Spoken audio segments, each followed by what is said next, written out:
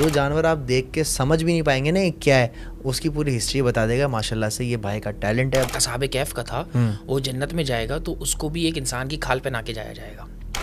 अब वो खाल कैसे उतार रहे थे कि जानवर को दोनों तरफ से आगे वाले पाँव बंधे हुए, लाइव कुत्ता था, वो लाइव कुत्ता, दोनों तरफ से उसकी टांगें चिरी हुई और उसकी खाल, और जो तीसरी औरत थी वो खाल खींच रही थी।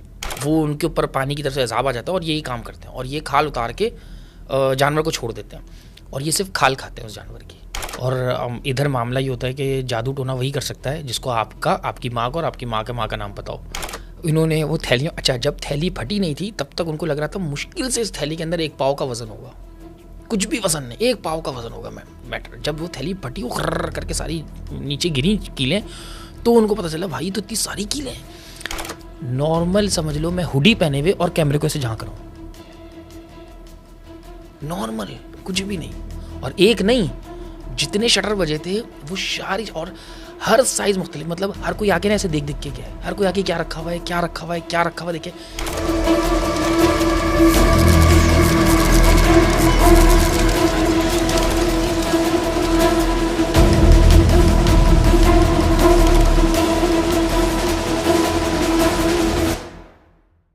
अस्सलाम वालेकुम दोस्तों, मेरी पॉडकास्ट की जब बुनियादें रखी जा रही थी, मेरी पॉडकास्ट दर हकीकत जिसका नाम है, जो फर्स्ट गेस्ट आया था वो बंदा आज मेरे सामने बैठा है जिसका नाम है मोबी। अस्सलाम वालेकुम। वालेकुम अस्सलाम। मोबी कैसा है? अल्हम्दुलिल्लाह। अच्छा, फर्स्ट मैं बताना चाहूँगा कि ये मेरे दिल के बहुत करीब है। जो लोग नहीं जानते उनको मैं बता दूँ, ये एनिमल बिहेवियर एंड साइंसेस में इन्होंने मास्टर्स किया है फ्रॉम कैलिफोर्निया। मतलब ये हमारे मुल्क का असासा है। कोई भी जानवर है, चलता फिरता जानवरों का गूगल है। जो जानवर आप देख के समझ भी नहीं पाएंगे ना ये क्या है, उसकी पूरी हिस्ट्री बता देगा। माशाल्लाह से ये भाई का टैलेंट है, भाई का इल्म है। अच्छा, सबसे पहले मेरा सवाल तुमसे ये है कि इतना टाइम क्यों लगा दिया? तकरीबन 1 साल हो चुका है फुरकान भाई, 1 साल हो गया मेरी पॉडकास्ट को। तुम 2 बार पहले आ चुके हो, वो भी स्टार्ट के डेज हैं। फर्स्ट पॉडकास्ट तुम्हारे साथ था, फिर आई थिंक 4th या 5th तुम्हारे साथ था, उसके बाद तुम अब आए हो। क्यों? जब भी पॉडकास्ट में आते हो क्या प्रॉब्लम होती है, क्या मसला है? बहुत सारी रुकावटें होती हैं, लेकिन अभी जैसी डेट कंफर्म करो मुझे बुखार चढ़ जाता है। क्यों? अभी कल परसों की जो डेट बुक करी थी उस पर भी मुझे बुखार चढ़ गया पूरी रात। हालांकि शाम में अच्छे खासे वापस आए, फिर बुखार चढ़ गया। अब मैं वही बोला था तुम्हें इनकार कैसे करूँगा मैं। तो मैंने कहा शाम तक हो सकता है हम प्रिपेयर हो जाएँ, सेट हो जाएँ, लेकिन नहीं हुआ वो पूरा डे। लेकिन तुम्हारा फ़ोन नहीं आया तो अच्छा रहा कि हम बचत हो गई हमारी। तो जब मैं तुझे अपनी पॉडकास्ट में बुलाने की बात करता हूँ तुझे वाकई में बुखार चढ़ जाता है तो तू नाटक करता है? नहीं, वाकई में बुखार चढ़ता है मुझे। तभी देखो एक दफ़ा, पहली दफ़ा के बाद पहली दफ़ा भी 1 दिन के बाद डिले करके आया था मैं, दूसरी दफ़ा भी मैंने डिले किया था। क्या चीज़ें तुम्हें रोकती है? बस एक नॉर्मल होता है, क्योंकि जहन रिकॉल करता है ना कि कौन सी बात बतानी है, कौन सी बात नहीं बतानी, किसको रखना है। तो इसके लिए बस हो जाता है, एक नेचुरल है यार, आपको बुखार चढ़ जाता है। ये मेरे साथ ऐसे, जब हम लोग कोई हॉन्टेड जगह पे भी जाते हैं तो लोगों को जाने के बाद होता है, मेरा जाने से पहले हो जाता है। ओह। तो वरना लोग अब होकर आते हैं, भुगत कर आते हैं, तो फिर उनके ऊपर होता है कि यार बुखार चढ़ गया, कोई याद आ गई, डर गए। लेकिन हम तो प्रिपेयर होते हैं, क्योंकि मैं तो प्रिपेयर हो ही जाता हूँ कि हाँ हम जायज़ जगह से रहें। कभी कभार अनएक्सपेक्टेड आप क्रॉस कर लेते हो, वो खैर है, वो हम टॉलरेट कर लेते हैं, उसका मसला नहीं होता। लेकिन ये मामला तो पहले से जहन में सवार हो जाते हैं ना, क्योंकि मैं तो प्रिकॉशंस लेते हैं कि भाई क्या करना है क्या नहीं करना, बताना है। तो वो बुखार होना मेरा मस्ट होता है। मेरे जितने भी लिसनर्स हैं, मेरे जितने भी व्यूअर्स हैं, आप लोग देख सकते हैं मोबी की पुरानी वाली 2 पॉडकास्ट जो इसने आके बताई थी। जानवरों का, जैसे मैंने के बारे में बताया कि जानवरों में इनका बड़ा अबूर हासिल है। यार मुझे एक बात बताओ, जानवरों से जादू होता है, बिल्कुल ठीक है, तो क्या ये बात सच है कि जानवरों को पहले तैयार किया जाता है जादू करने के लिए, या ऐसी मार्केट से पकड़ा या उड़ते हुए पकड़ा और टक टक टक जो करना है कर दिया? कैसे, क्या साइंस? अच्छा, पहले जो आपने जुमला बोला ना कि जादू से होता है, देखो जादू हर चीज़ से हो जाता है। जैसे हमारे यहाँ एक थोड़ी सी बात की जाए कि आप जिस चीज़ से मांगो वो चीज़ आपको देती है इनडायरेक्टली, नाउज़ुबिल्लाह। मगर अगर देखो, जो मंदिर से मांगते हैं उनको मंदिर से मिलता है, जो अलम से मांगते हैं उनको अलम से मिलता है, जो मस्जिद से मांगते हैं, जो खाने का, हर चीज़ से मांगोगे मिलता है। हर किसी का ईमान है ना। हम कहते हैं या कोई एक मानने वाला बोलता है यार उस जगह से नहीं मिलता, इस जगह से मिलता है, लेकिन जो उस चीज़ से मांग रहे हैं उनको मिल रहा है। सेम इसी तरह हर चीज़ में पॉजिटिव और नेगेटिविटी होती है। तो आप जिस चीज़ को नेगेटिव यूज़ करना चाहो वो नेगेटिव हो जाती है। एक अंग्रेज़ी की कहावत होती है, उसके वो ऐसे ही है, वर्डिंग तो एग्जैक्टली मैं ना रिकॉल कर पा रहा, लेकिन एक नॉर्मल है कि जैसे छुरी है, तुम चाहो तो अपने लिए फल काटो, चाहो तो किसी का गला काटो, नॉर्मल बात आती है। तो हर चीज़ की एक पॉजिटिव साइड होता है और नेगेटिव साइड होता है, तो उसी तरह जादू का भी होता है। अब जाहिर सी बात है, पुराने ज़माने में जितना भी आप पुराना चले जाओ तो उसमें आपके पास चीज़ें कम होती थी। नॉर्मल क्या होता था, हम होते थे, जानवर होते थे, दो चीज़ें होती थी, पौधे दरख्त होते थे। तो उसमें कुछ मशहूर चीज़ें हो गई और कुछ इल्म था उसमें। हज़रत सुलेमान अलैहिस्सलाम की तरफ से वो उन्होंने बहुत तस्खीर किए हुए थे जानवर, उन्होंने बहुत ज़्यादा जानवर उनसे बोली जानते थे जानवरों की। तो उससे रिलेटेड कुछ जानवर जो मशहूर हुए थे, हमने उन्हीं को हल्का सा ट्रांसफॉर्म करके हमने हल्का सा उनको उसमें से जादू लिया, जिसमें आपका हुपो बर्ड जो होती है, हुदुद जो कहलाती है, वो आती है, उल्लू आता है, कव्वे आते हैं, इसी तरह बिच्छू आते हैं, सांप आते हैं, ये जानवर यूज़ हुए जाते हैं। अच्छा, अब आप रैंडमली पकड़ के इन जानवरों को नहीं रख सकते, क्योंकि इल्म के मुताबिक इनको पाक करना पड़ता है, इनको तस्खीर करना पड़ता है। तो मेनली तस्खीर मतलब इनको एक तरीके से तैयार करना पड़ता है। अब तैयार कैसे करते हैं, फ़र्ज़ कर लो जैसे उल्लू की बात है, उल्लू को लेकर आते हैं, पहले उसको लाके बंद कर देते हैं, उसको नॉर्मली 2 से 3 दिन खाना खिलाते हैं। अच्छा, रैंडमली क्या होता है कि जो नॉर्मल नए लोग होते हैं उनको नहीं पता होता उल्लू खाता क्या है, क्या करता है, तो उसको गलत डाइट देते हैं, और गलत डाइट देने के बाद अक्सर उल्लू मर जाते हैं। जो सर्वाइव कर जाते हैं उनको फिर तस्खीर करते हैं। अच्छा, वाइल्ड एनिमल्स का क्या होता है कि जब आप उनको भूखा प्यासा रखते हो, जब वो कमज़ोर हो जाते हैं तो आपको अपने आप को, ये मैं साइंस का पहलू बता रहा हूँ, वो अपने आप को बड़ा दिखाते हैं, अपने आप को ताकतवर दिखाते हैं, तो वो अपने आप को थोड़ा अकड़ के रहते हैं। इसी चीज़ को अगर रूहानियत में देखा जाए तो रूहानियत में जब उनको हम खाना वाना दे के उसको जब तैयार करते हैं तो वो बड़े हो जाते हैं, और हम समझते हैं अब ये तस्खीर हो गए हैं, अब हम इनको पार्ट्स यूज़ कर सकते हैं। अब एक नॉर्मल है, बहुत छोटे छोटे से टोटके की तरह बता दूँ, एक कुछ एनिमल्स होते हैं उनके अगर आप पंजे पे कुछ पढ़ के अपनी पगड़ी पे रख लो तो आपकी नज़र तेज़ हो जाती है, आप चलते हो तो थकते नहीं हो। कुछ एनिमल्स की, हाँ, कुछ एनिमल्स की आइज़ हैं, आँखें हैं, उनकी फ्लैश मतलब जब तक ताज़ी रहेंगी उनकी आँखें आप यूज़ कर लो, वो आपके पास काम करेंगे, आपकी बिनाई तेज़ हो जाती है, आपकी आंखें तेज़ हो जाती हैं। ये सारे जानवर आपको पता है? हाँ हाँ, ये पता है सारे, लेकिन इन पे अमल होता है। नहीं, इसमें अमल होता है ना। अब वरना पता चला हर कोई पकड़ के कबूतर देखो मेन क्या होता है। अब मैं वही चीज़ बता रहा हूँ ना कि अगर कोई एक बात बोले रैंडमली, मैं देखता हूँ हमारे नज़र उतारी जाती है कैसे, आपके ऊपर से कपड़ा घुमाया 7 दफ़ा और जला दिया उसे। कपड़ा घुमाया, पैसे या पानी नमक जो भी है, नॉर्मली हम कपड़ा घुमाते हैं या लाल मिर्च। अच्छा, जब हम नॉर्मली मिर्च को जलाते हैं तो धुआं हो जाता है, धुनी हो जाती है पूरे घर में, मिर्च फैल जाती है, सब कुछ ही। लेकिन जब नज़र का टाइम होता है तब ऐसा कुछ नहीं होता। लेकिन इसका कोई इस्लाम से प्रूफ तो नहीं है ना, ये हमारे पास है कि हम उस चीज़ को कैसे इस्तेमाल करें। तो इन एनिमल्स का भी सिर्फ यही है कि कैसे यूज़ करें। मैं आपको एक बहुत मज़े की बताता हूँ, डेंजू की बात बताता हूँ।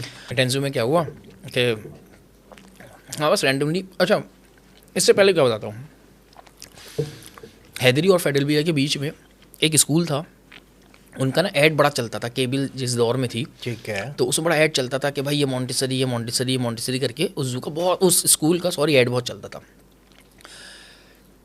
उसमें क्या हुआ कि एक मंगू पीर मगरमच्छ होते हैं, तो एक दफ़ा वहाँ के खलीफा हैं, जानने वाले हैं, अब नहीं है पहले थे, उनकी एक दफ़ा कॉल आई, उन्होंने मुझसे बोला कि एक फैमिली मेरे पास आ रही है, आप आके ना ज़रा वो देखो कि इनको मसला क्या है। अब हम देखने उस बच्चे को देखने का, उस बच्चे की पूरी स्किन के ऊपर ना खुरन जमती थी, मतलब डेड स्किन जमती थी, हाँ, और वो बाकायदा ऐसे उतरती थी जैसे पाइथन अपने ऊपर से स्किन उतारता है, या कोई मरे हुए जानवर के ऊपर की खाल चमड़ी रह जाती ना, इस तरह उसके ऊपर से स्किन उतरती थी। और उस बच्चे को दर्द नहीं होता था, नीचे से नई स्किन आ जाती थी, लेकिन देखने वालों के लिए वो इतना गंदा होता था, बहुत घिन आती थी कि ये इसको क्या हो रहा है, क्रैक्स पड़ रहे हैं। अच्छा, जैसे हमारे बर्ड्स में होता है, नॉर्मल जो होता है, हम उसमें लोग घिनाते हैं, हम हाथ नहीं मिलाते, हमें आता है, तो उससे तो और वो छोटा बच्चा था और थोड़ा हेल्दी सा था, तो अगर मैं बोलूँ कि उसकी हाथी जैसी स्किन थी तो मजाक में नहीं, रियलिटी में ऐसे ही लगता था। अच्छा, जब मैंने उस बच्चे को देखा था तो उसके क्रैक्स खुल चुके थे, और जो पैचेस थे, पैचेस के बीच में बहुत गैप था, और अंदर से नई रेडिश स्किन आ रही थी, और उस बच्चे का कलर भी थोड़ा सा डार्क था, तो उसकी वो रेड स्किन दूर से पता चलती थी, ऐसा लगता था नियॉन का बना हुआ बच्चा है। तो फर्स्ट टाइम वो बच्चा आया तो मुझे वहाँ के खलीफा ने बताया कि इनकी इस बच्ची की उसने आके, वालदा ने आके बचपने में इन मगरमच्छों की बेतौहीन की थी, जिसकी वजह से इन मगरमच्छों ने, मंगू पीर के मगरमच्छों ने उनको बदवा दे दी, और उनके बच्चे भी मगरमच्छ जैसी खाल आ गई है। अच्छा, उन्होंने पहली बात मुझे नहीं बताई, पहले मैंने जब बच्चा देखा तो मैंने कहा ठीक है, अच्छा सेम ऐसा ही बच्चा, लेकिन इतना नहीं, और ये हमारे साथ मदरसे में पढ़ता था, पर वो इतना सिवियर नहीं था जितना सिवियर ये था, वो नॉर्मल सिवियर था, जैसे हमारी नॉर्मल खाल उतरती है तो हमारे स्किन के फ्लेक्स निकलते हैं, लेकिन वाइट होते हैं, उसके थोड़े बड़े फ्लेक्स होते थे, समझ लें आपकी छोटी उंगली का जो नाखून होता था, उतने बड़े उतरते थे, लेकिन वो इतने काले नहीं होते थे, बस स्क्रैप आउट होते थे। आप उसके पाँव को या नाखूनों को या एड़ियों पर आप विजिबल देख सकते थे, या हाथ की कलाई पे, अदरवाइज़ वो नॉर्मल था, लेकिन था वैसे ही। जब उसका फ्लेक उतरा हुआ होता था तो स्किन में वो स्पॉट होता था, और चारों तरफ रेडिश हुआ होता था, और बीच का स्पॉट रेड होता था। तो मैं वो कनेक्ट कर गया कि इस बच्चे को ये 3rd डिग्री या उससे ज़्यादा सीवियर है, या वैसी कोई स्किन बीमारी है। दोनों माँ बाप और एक एक दादी थी और एक लड़की की तरफ की खाला थी या ननियाल थी, एज बड़ी उम्र की खातून थी। वो सीवियर थे कि क्या नाम है, हमारे बच्चे को ये मसला हो गया। अब मैंने खलीफा से पूछा कि वो क्या करना चाह रहे हैं, तो उन्होंने बोला कि भाई ये चाहते हैं कि ये रेगुलरली इनको खाना दें और यहाँ से कुछ मगरमच्छ अपने बच्चे के नाम पे अडॉप्ट करना चाह रहे हैं। तो मैंने उनसे खलीफा से बात करी, मैंने उनसे बोला, मैंने कहा अच्छा ठीक है देख लेते हैं, आप क्या चाहते हो। कहते नहीं हमारे पास तो पॉलिसी नहीं है, हम तो ये कर नहीं सकते, हाँ ये रैंडमली आके खाना डालें। लेकिन वो कह रहे थे कि नहीं हम अडॉप्ट करेंगे इसमें से 2-3। तो मैंने उनको बोला भाई आप कर लो, इनको अडॉप्ट करने तो क्या जाता है। तो कहने लगे नहीं ये फिर बाहर औरों को बताएंगे, और लोग आने लग जाएंगे और फिर वो डायरेक्ट इंटरफेरेंस मांगेंगे। कहने पहले भी हमारे साथ ऐसा हो चुका है, उन्होंने मना कर दिया। अच्छा खैर मेरी फैमिली से बात हुई तो मैंने बोला आपने डॉक्टर को दिखाया अभी तक। तो कहने लगे कि ना इन्होंने मना किया, डॉक्टर को ना दिखाएं। मैंने बोला किसने मना किया। तो कहने लगे कि ये लड़की वालों की तरफ से है क्या, उन्होंने मना कर दिया कि बद्दुआ वही लेकर आई थी इसको बचपने में और ये होगी इंटर विंटर में होगी। हालांकि वो उस वक्त 21-22 साल की मदर होगी उसकी जिस वक्त बच्चा पैदा हुआ होगा, और अभी वो मैक्सिमम 27-28 साल की थी और बच्चा ऐसा था 5 या 6 साल का बच्चा, नहीं 6 साल नहीं बड़ा था यार, 7 साल 8 साल का बच्चा होगा, समझ रखता था। तो उन्होंने बोला क्या नाम है ये मगरमच्छ की बददुआ लगी है इसको, वो उससे कासिर थे कि वो इसको हैंडल कर दें। तो मैंने उनसे पूछा ठीक है आप छोड़ दें, मैं आपको क्रोकोडाइल अडॉप्ट करवा दूंगा, लेकिन इसको रखना आसान नहीं होता। मैंने उनको पूरा समझाया कि देखो ऐसा सब मैटर होता है, आप नहीं रख सकते, बड़ा जानवर है ये सब करता है। कह रहे ठीक है हमें अडॉप्ट करवा दें। मैंने कहा मैं आपको अडॉप्ट करवा दूंगा, आपके नाम का लेके पल जाएगा, आप उसको खाना वाना अफोर्ड करना सारा। कह लगे ठीक है। मैंने कहा लेकिन उसके साथ भी दुआ के साथ भी आपको दवाई तो करनी पड़ेगी। कह लगे हमने यहाँ की मट्टी और वहाँ की मट्टी लगवा रहे हैं। मैंने बहुत पूछा कहाँ की मट्टी, तो मंगो पीर की ही मट्टी। वो खलीफा साहब उनको, वो खलीफा तो नहीं एक और एक आदमी मंगो पीर की मट्टी के नाम पे उनको मट्टी बेचता था। उस दौर में 1000 रुपये की 5 किलो या 6 किलो वो उसके जिस्म पे लीप करते थे, और वो सीवियर उसका इस वजह से हुआ था। इसका भी वही केस था जो वहाँ का था, लेकिन सिर्फ उल्टी सीधी वो गंदी मट्टी, पता नहीं कहाँ की कीचड़ वाली मट्टी उस बच्चे को मलते थे। खैर बहुत वो करवाया, फिर एक डर्माटोलॉजिस्ट थे उनके पास इनडायरेक्टली रेफ़र किया, और उनको हमने बोला, वो एक हॉस्पिटल था उसमें जान पहचान थी उन डॉक्टर से, तो उनको बड़ी रिक्वेस्ट करी मैंने बाय पर्सन जाके, मैंने उनको बोला। तो उस वक्त तो उन्होंने बोला कि यार ऐसे केसेस हम नहीं लेते, वो बहुत हाई फाई वो है हॉस्पिटल, वो डॉक्टर भी बहुत हाई फाई है। तो खैर उनको बोला, उन्होंने बोला, मैंने कहा आप सिर्फ कुछ ना करें, ये आपको पे करेंगे, ये बहुत अमीर फैमिली पे कर सकती है, बस आप उनको ये बोलें कि हम ऐसा केस इसको स्टडी करना चाहते हैं। खैर उन्होंने उसको लिया, फिर पता नहीं मैंने पूछा नहीं क्या मामला हुआ, वो ऐसे डन हो गया। अब इसी के रेफरेंस से दूसरी, उन्होंने आए हमारे जू में आए और मेरे कीपर को बोलते, कीपर मेरे पास आता है और मुझे बोलता है कि इनको ना अगर कोई आदमी हमसे आए मांगने कोई जानवर की कोई चीज़ वगैरह पॉटी या कुछ तो हम दे दें। मैंने समझ गया, मैंने बोला क्या मांगने आए। तो कह रहा है वो ना जिराफ की दुम के बाल मांग रहे हैं। मैंने बोला अच्छा। मैंने उनको बोला यार तुम अब जब आए तो मुझसे बात करा देना। कह रहा आए हुए। मैंने कहा नहीं आज तो नहीं, तुम उनको फिर बात कराना। वो फैमिली इतनी डेस्परेट कि वो तीसरे चौथे दिन फिर आ गई। अच्छा वो एक ख़ास सूबे के लोग थे, ठीक है। मैं एक्सपेक्ट नहीं कर रहा था कि उस सूबे के बंदे ये काम करेंगे। पढ़े लिखे बंदे, अच्छे खासे बंदे, समझदार बंदे, पढ़ा लिखा तो नहीं बोलूँगा, समझदार। उन्होंने आ गए, मैंने उनसे बात करी, कहने लगे मुझे ना जिराफ की दुम के बाल चाहिए। मैंने बोला क्या करेंगे। तो कहने लगे कि हमारे पीर ने बोला है इसे इस काम के लिए चाहिए। तो कह रहे उन्होंने मंगवाया है कभी। तो मैंने कहा कि ऐसा हो सकता है कि मैं पीर से बात कर लूँ। कह रहे हाँ बिल्कुल कर सकते हैं। मैंने कहा बस ठीक है, आप जब पीर के पास जाइएगा तो मेरी बात करा दिएगा उनसे। कह लगा ठीक है हम बात करा देंगे। वो चले गए पीर के पास, और ऐसी हफ्ते के बाद उन्होंने रेंडमली कॉल आई मेरे पास, और मैंने उनसे पूछा, तो मैंने याद नहीं किया था कौन थे, फिर उनको याद आ गया कि ये। अच्छा ऐसे मीनवाइल जू में हमारे बहुत सारे ऐसे केसेस आते रहे हैं छोटे मोटे ना, मतलब लेकिन कभी जराफ तक नहीं गए। मेजॉरिटी लड़कों की तरफ से आता है कि भाई शेर के दांत दे दें या शेर का नाखून दे दें, वो लॉकेट बनाने के चक्कर में। वो एक दो दफ़ा कछुए की हड्डियों के लिए रिक्वेस्ट आई थी, बहुत करीबी कछुए की हड्डी यूज़ होती है। अच्छा करीबी हाँ बहुत करीबी, बहुत करीबी जानने वाले मैं जानता हूँ। नहीं दूसरे सरकारी ओहदों में बहुत करीबी। ओके। तो खैर जरा बाबा से मैंने बात करी। अच्छा बाबा भी उसी सूबे का, और उसको बहुत मुश्किल से उर्दू आती थी, उसको उर्दू समझ में नहीं आती। तो मैंने एक मेरे पास भी एक मौलाई बंदा था, वो भी बस मैं क्या बताऊँ कीपर था बहुत पुराना। तो मैंने उसको बोला, मैंने कहा तुम इससे बात करो। तो उसने बोला कि उसने बात करी। अब बात करने के बाद मैंने उससे पूछा, मैंने बाबा से बोला, बाबा से पूछा इसने कभी जिराफ देखा है क्या होता है। मैंने उससे पूछा तुम इससे पूछो इसने जिराफ कभी देखा है। उसने बोला वो अच्छा दोनों सेम ज़बान के थे। तो जो मेरा कीपर बोलता है भाई इसने देखा होगा जब ये मांग रहा है तो फिर, क्योंकि उसके ऊपर रूहानियत आ गई कि बाबा है। मैंने कहा इससे पूछो। तो उसने उससे पूछा, कहने लगा कि मैंने जो मांगा है वो दे दो। मैंने कहा अच्छा कहाँ का मांगा है, दुम का मांगा है, सर का मांगा है, आगे वाली टांगों का मांगा है, माथे से मांगा है, तो वहाँ का बताओ। अब जब मैंने उसको बोला कि टांगों का और माथे का, उसको कुछ भी नहीं पता। उसने बोला हाँ सर का ले लो बाल। अच्छा अच्छा फर्स्ट टाइम क्या हुआ, उसने मुझसे बोला सबसे बड़ा बाल देना। तो हमारे पास वहाँ जराफ में एक मैरी थी, तो सबसे बड़ी फीमेल थी, उसका नाम मैरी था, उसकी दुम सबसे लंबी थी। तो अच्छा वो करीब भी आ जाती, उसको हमने मानूस किया तो करीब आती थी, हाथ भी लगानी थी, उसका बाल निकालना बहुत आसान था। ठीक तो है। टारगेट हमारा वो बेचारी वो थी। अब उन्होंने बोला क्या नाम है कि बाबा को बोला, तो मैंने कहा अच्छा ठीक है रुक जा, मैं आपको तस्वीर भेजता हूँ। मैंने ज़ेबरा की तस्वीर भेज दी। वो कह रहे हाँ इसी का बाल चाहिए। वो बोले इसी का बाल चाहिए। मैंने कहा ठीक है 5 मिनट रुके, मैं आपको बाल देता हूँ। हम रुके, हमने फेंस के पास से उड़ियाल का बाल निकाला, उन साहब के उड़ियाल का निकाला उन साहब के हवाले। गुच्चा होता है उड़ियाल का, बाल शेड होते हैं, गुच्चे होते हैं। मेरे पास हमारे बहुत सारे रखे होते थे, लोग लेते थे। इन सेंस हम सोवेनियर के तौर पे जो मेरे कीपर्स चले जाते थे उनको हम कुछ ना कुछ तोहफे के तौर पे उस चीज़ का बना के दे देते थे, यादगारी के तौर पे। ये ऐसा जू लाइफ की बात है, जू कीपर थिंग है। तो हम उसको दे, तो वो बाल थे मेरे पास, मैंने वो बाल निकाले और वो उसको दे दिए। वो साहब बंदा खुश जाने लगा, चला गया। बाद में पता चला उन्होंने 700 रुपये मेरे कीपर को दिए थे बाल के बस। तो मैंने उस कीपर को समझाया, मैंने बोला देखो एक तो वो हराम काम करने गए हैं उल्टे सीधे, और तुम ये काम गलत कर रही हो। खैर वो बाबा को लेके वो बाल लेके चले गए। अच्छा मैंने उनको समझाया, मैंने कहा देखिए इसके अंदर ऐसा कुछ नहीं होता। ये वो कह लेंगे नहीं हमारा मौत और ज़िंदगी का मसला है, हमें तो चाहिए। ओके। मैंने उसको बहुत समझाया नहीं, तो मैंने उनको उड़ियाल का बाल देके उनको रवाना कर दिया। उसके मांगा जराफ का था, दिखाया ज़ेबर और दिया उड़ियाल। मैंने यही बात पूछी उनसे कि आया। अच्छा नहीं, एक्चुअली क्या होता है, ये लोग मांगते वो चीज़ हैं जो हार्डली हो, आप दे नहीं सकते। कि शेर की मूंछ का तिरछा कटा हुआ बाल चाहिए। तो वो ऐसी चीज़ होती है कि आप मांग नहीं सकते। आप बरमला इनको ही पैसे देते तो ये अरेंज कर लेते हैं आपसे। ये कस्तूरी मांग लें, ये वो ज़ाफ़रान मांग लें। ये कुछ अभी मैंने लास्ट प्रोग्राम में बताया था कि मेरे पास एक फर्स्ट पॉडकास्ट के बाद मेरे पास एक मैसेज आया एक साहब का। उन्होंने पैसे तो लुटाए अपने जिस्म के मुताबिक, वजन के मुताबिक वो बकरे का गोश्त भी देते थे। इस पे बाद में आएंगे। तो फिर कंटिन्यू कर क्या हुआ? खैर वो बाल लेके चले गए। उसके बाद ऐसे हमारे पास हज़ारों केसेस आते थे वहाँ पे कि हमें इसका बाल दे दो, उसका दे दो। फिर जब लोगों को पता चला कि भाई रीछ है, बंदर है, कछुए हैं, ये भी है, तो ये भाई लाइन लगी हुई थी इन जानवरों की। फिर वो आके पूछते थे आपने उल्लू नहीं रखा हुआ, आपने ये नहीं रखा हुआ। अच्छा वो समझते हैं ऐसे, जो हमारे यहाँ टैक्सीडर्मिस्ट जो होते हैं, जो आपने ज़ैनब स्ट्रीट में देखा होगा, मुर्दा जानवर को जो वो हनूस करते हैं, तो वो लोग ये काम में बड़े इन्वॉल्व होते हैं। वो आपको ये चीज़ें प्रोवाइड कर देते हैं इजीली। अगर आपको कुछ चीज़ चाहिए होती है वो उनके पास से मिल जाती है, लेकिन वो अमल इसलिए नहीं करती क्योंकि उसके ऊपर मतलब प्रोसेस से नहीं गुजरी होती। किसी का भी मरा हुआ जानवर होता है वो उठाते हैं और वो उसको इसका हिसाब पूरा कर देते हैं। ऐसे ही एक दफ़ा क्या हुआ कि एक जगह लोकेशन थी, मनोड़ा की लोकेशन है यार, मनोड़ा आइलैंड की लोकेशन है। तो मनोड़ा में क्या हुआ, एक दुम्बा उसकी खाल उतरी हुई मिली।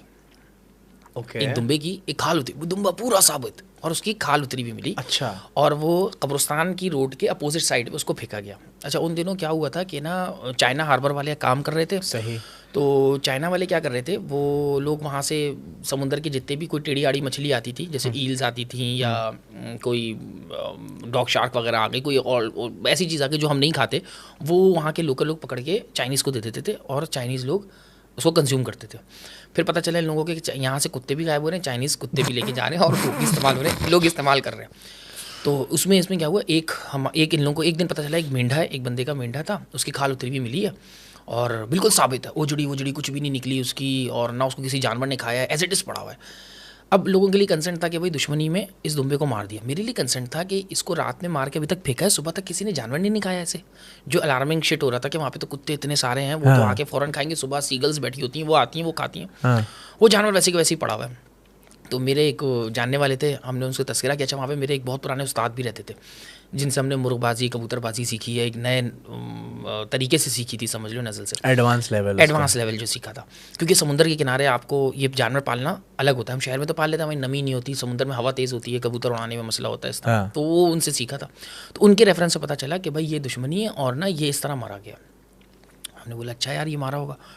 कुछ टाइम गुजरा, एक कुत्ता मिला, वो पला हुआ किसी का, सेम उसी हालत में, खाल उतरी हुई, कुत्ता एज इट इज साबुत पड़ा हुआ है। अच्छा एनिमल्स के अंदर क्या होता है, एक मिथ कह लो या नॉर्मली क्या होता है, अगर आप जिंदा जानवर की खाल उतारते हो तो वाहिद कुत्तों में एक जानवर ऐसा है जो कुत्ता जिंदा रहता है काफ़ी टाइम तक। है? हाँ, खाल अगर आप जानवर उतार लें तो कुत्ता जिंदा रहता है। अगर आप कुत्ते को नहीं मार रहे और जिंदा में उसकी खाल उतार लें कोई भी प्रोसेस करके, तो वो जिंदा रहता है कुत्ता। बाकी एनिमल्स बेहोश करके नहीं, जिंदा में नहीं, जिंदा का आप कोई भी सेंस कर लो। हाँ, आपने बेहोश करके उतारी, आपने जिंदा में उतारी, अगर कुत्ते की पूरी खाल उतरी हुई है तो वो जिंदा होता है। नॉर्मल एनिमल्स मर जाते हैं, तकलीफ सह नहीं पाते। एक सर्टेन लेवल तक हाँ। पेन जाता है, उस पेन के बाद आप गिव अप कर देते हो, सांस छोड़ देते हो, लेकिन कुत्ता कैरी रखता है। और कुत्ते में भी सारे नहीं, कुछ कुत्ते कैरी रखते हैं। ओके। इस चीज़ को सपोर्ट करने के लिए फ़र की बहुत सारी डॉक्यूमेंट्रीज़ हैं जिसमें उन्होंने दिखाया हुआ है कि कुत्तों की पूरी पूरी स्किन उतरी हुई है रशा वगैरह में, लेकिन वो कुत्ते आया जिंदा है, बाकी सारे नहीं होते। और कभी कभार किसी ने एक दो रकून्स का भी बोला है कि ज़िंदा होते हैं, पर मेरी नॉलेज में रकून का नहीं, लेकिन डॉग्स का है कि डॉग ज़िंदा होते हैं। ठीक है। और इसी का मेन एक इस्लामी टच के उसके अंदर एक किस्सा भी है कि जो एक कुत्ता जो क्या नाम है असहाबे कैफ का था, वो जन्नत में जाएगा तो उसको भी एक इंसान की खाल पहना के जाया जाएगा। और वो इंसान वो है जो एक शहर में थे, वो खुद इबादत करते थे, उन्होंने तबलीग नहीं करी शहर वालों को, तबलीग नहीं करी कि तुम छोड़ दो ये काम, आ जाओ इस तरफ। वो खुद बस अकेले बैठे हुए खुद इबादत करते थे और अल्लाह ने उस शहर में अज़ाब डाला, तो उस आदमी की खाल वो कुत्ता पहन के एंट्री कर गया, ऐसी रिवायतों में। ठीक है। ओहो। तो अच्छा खैर, दूसरा कुत्ता भी, कुत्ते की खाल उतरी हुई हुई और वो कुत्ता भी ज़िंदा मिला हमें, और उसकी आंखें भी इंटैक्ट थी, मतलब उसमें लगी हुई थी आंखें और आंखों में चमक थी, यानी वो उसकी हार्ट बीट चल रही थी, वो जिंदा था। तो मैंने उसको पहले हमने उठाया, हम उसको दफनाने लगे, उतनी में एक दोस्त आया, कह लगा नहीं इसको हम चाइना को दे देंगे, हार्बर वालों को दे देंगे, वो ले जाएंगे इस कुत्ते को। मैंने बोला नहीं इसको दफना देते हैं। मैंने कहा उसको क्या किया था, मेंढे को? क्या लगा हम लेके गए मेंढा, पर मेंढा हमें रास्ते फेंक दिया, चाइना वालों ने लिया नहीं वो कुत्ता, वो मेंढा नहीं लिया। तो मैंने कहा उन्होंने क्यों इनकार कर दिया था? कह रहे बस उन्होंने मना कर दिया, उन्होंने नहीं लिया। वो उन्होंने बस ये बोला कि तुमने टॉर्चर से इसको मारा है, खाल उतारी है, हमें पूरा लाइव ला के दो, या सर एज यूजुअल जो पहले ज़िबा करके ला के देते थे वैसे ज़िबा करके ला के दे दो। सीगल्स वगैरह ये लोग देते रहे हैं काफ़ी। तो अब मुझे थोड़ा दोबारा खट गया कि यार ये खाल उतरी हुई है। तो हमारे जो उस्ताद थे उन्होंने बोला था कि यार जानवर की पूरी खाल उतरी हुई मिल रही है, ये कोई सही सिम्टम नहीं है, कोई यहाँ पे हरकत कर रहा है, अब इसको देखना पड़ेगा। पहला तो इन लोगों ने बोला कि मेंढे की खाल इसलिए उतरी है क्योंकि इन्होंने किसी ने दुश्मनी निकाली है मेंढे से और इसलिए वजह से खाल उतरी है। चाय गर्म करवा दूँ? है गर्म। अच्छा, फिर थोड़े दिन गुजरे, फिर एक और किसी कोई फैमिली आई थी, वो रशियन डॉग लेकर आई थी, वो मिला, उसकी पूरी स्किन उतरी हुई मिली, वो कुत्ता भी हमें वहाँ पे मिला। अच्छा, जो दूसरा कुत्ता जो मुझे मिला था, पहला कुत्ता जो मुझे मिला था, मनोड़ा की तरफ क्या क्या चीज़ें हो रही हैं भाई? क्यों पहले क्या सुना तुमने? नहीं पहले तो मैं कुछ और सुनता था, लेकिन अब तो कुछ और ही चीज़ें। नहीं, ये है 2009 या 2010 की वक्त है ये। फिर वहाँ पता है सबको, कच्ची लाइन का एरिया है, वहाँ हर कोई जानता है कि ऐसे मामला हुए हैं। हाँ, वो एक कुत्ते और एक भेड़ तक तो जानते होंगे। अच्छा, फिर क्या हुआ? अच्छा, फिर क्या नाम है, और तीसरा कुत्ता मिला रशियन, ये रशियन डॉग था, वो मिला और उसकी भी स्किन पूरी उतरी हुई, लेकिन वो डेड था। लेकिन ये सारों को जो मारा जा रहा था फजर से पहले मारा जा रहा था, गर्मियों के दिन थे, फजर से पहले मारा जाता था और स्किन उतारी जाती थी, और सुबह तक कोई जानवर नहीं खाता था इनको, बिल्कुल एज इट इज पड़े होते थे। अब जो तीसरा कुत्ता मिला, उस कुत्ते को उठा के मैं लेकर आ गया और मैंने बोला मैं इसको अपने जानवरों में कंज्यूम कर दूंगा, फेंकना बेकार है, मैं लेके चलता हूँ। पाइथन को खिला दूँ मैं उसको लेकर आ गया, उस वक्त दूसरे थे कुछ, तो मैं लेकर आ गया। तो मैंने उसको अपने पास ऑफिस में लेकर आ गया। ऑफिस में वहाँ पे हमारा एक दूध वाला था, उसके फ्रीज़र में थैली में बांध के उसको फ्रीज़ करवा दिया और उसको वहाँ रखवा दिया। और मैंने बोला शाम में मैं इसको लेके जाऊँगा, शाम में मैं भूल गया उसको ले जाना। मैं आ गया, घर आया तो फिर उस्ताद की कॉल आई, कह लगे तुम वहाँ से वो लेके नहीं गए, फ्रीज़र वाला दूध वाला मेरे घर पे आया बोलने के लिए। तो मैंने उनको बोला कल तक तो वो नहीं रखता, ना रखें आप इसको, पानी में फेंक दीजिए, छोड़ दें इसको पानी में फेंक कर। उन्होंने बोला ठीक है। उन्होंने फ्रीज़र से उसको निकाला और उन्होंने जाके उसको फेंका। जब फेंकने गए वो कह रहे पूरा नीला हुआ है, तो उन्होंने दूसरे दिन मुझे बताया, कह रहे जब फेंकने गए बिल्कुल नीला हुआ था। मैंने बोला वो नीला हुआ था, फ्रीज़र में रखा था तो जम जाना चाहिए था, जमा नहीं था क्या? हमने तो अभी 11-12 बजे उसको रखा था। कह रहे नहीं यार पूरा नीला हुआ था। तो उन्होंने मुझसे बोला कि आओ चलो, तुम हमारे एक उस्ताद हैं उनके पास चलो, उनको बताओ ये मुझे नॉर्मल नहीं लग रहा। मैंने कहा मुझे भी नॉर्मल नहीं लग रहा, क्योंकि 4 बजे 5 बजे का जानवर खाया हुआ और उसको अब तक कोई जानवर नहीं खा के आ रहा।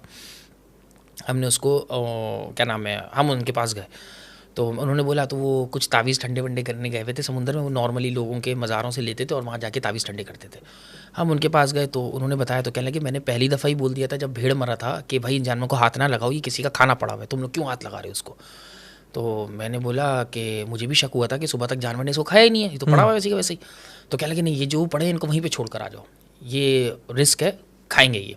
अच्छा, इसको आबेशर कहते हैं इस चीज़ को। ठीक है, आबेशर मतलब पानी का जो शर होता है।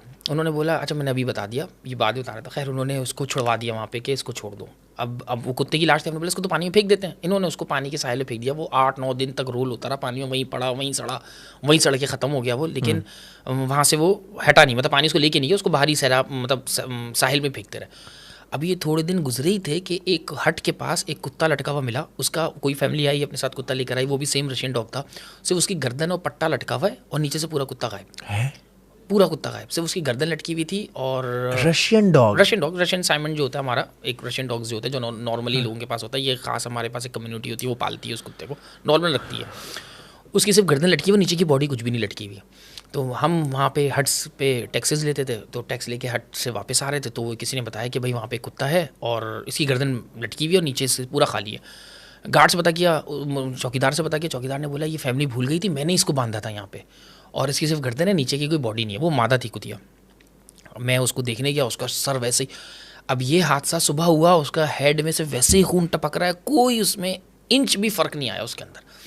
हम वापस आए, हम दोबारा उस्ताद के पास गए, हमने उसको बोला, कह लगे चलो उनके पास। हम दोबारा उनके पास गए, उनको जाके बोला, कह लगे तुम लोग इस काम के पीछे क्यों पड़ रहे हो, क्यों फजूल पड़ रहे हो।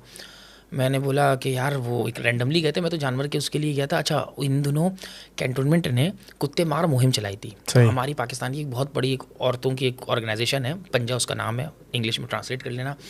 तो हाँ, तो मैंने उनको मैसेज किया कि भाई यहाँ पे कुत्ते मारे जा रहे हैं। अच्छा, ये खाल उतारने से पहले का है।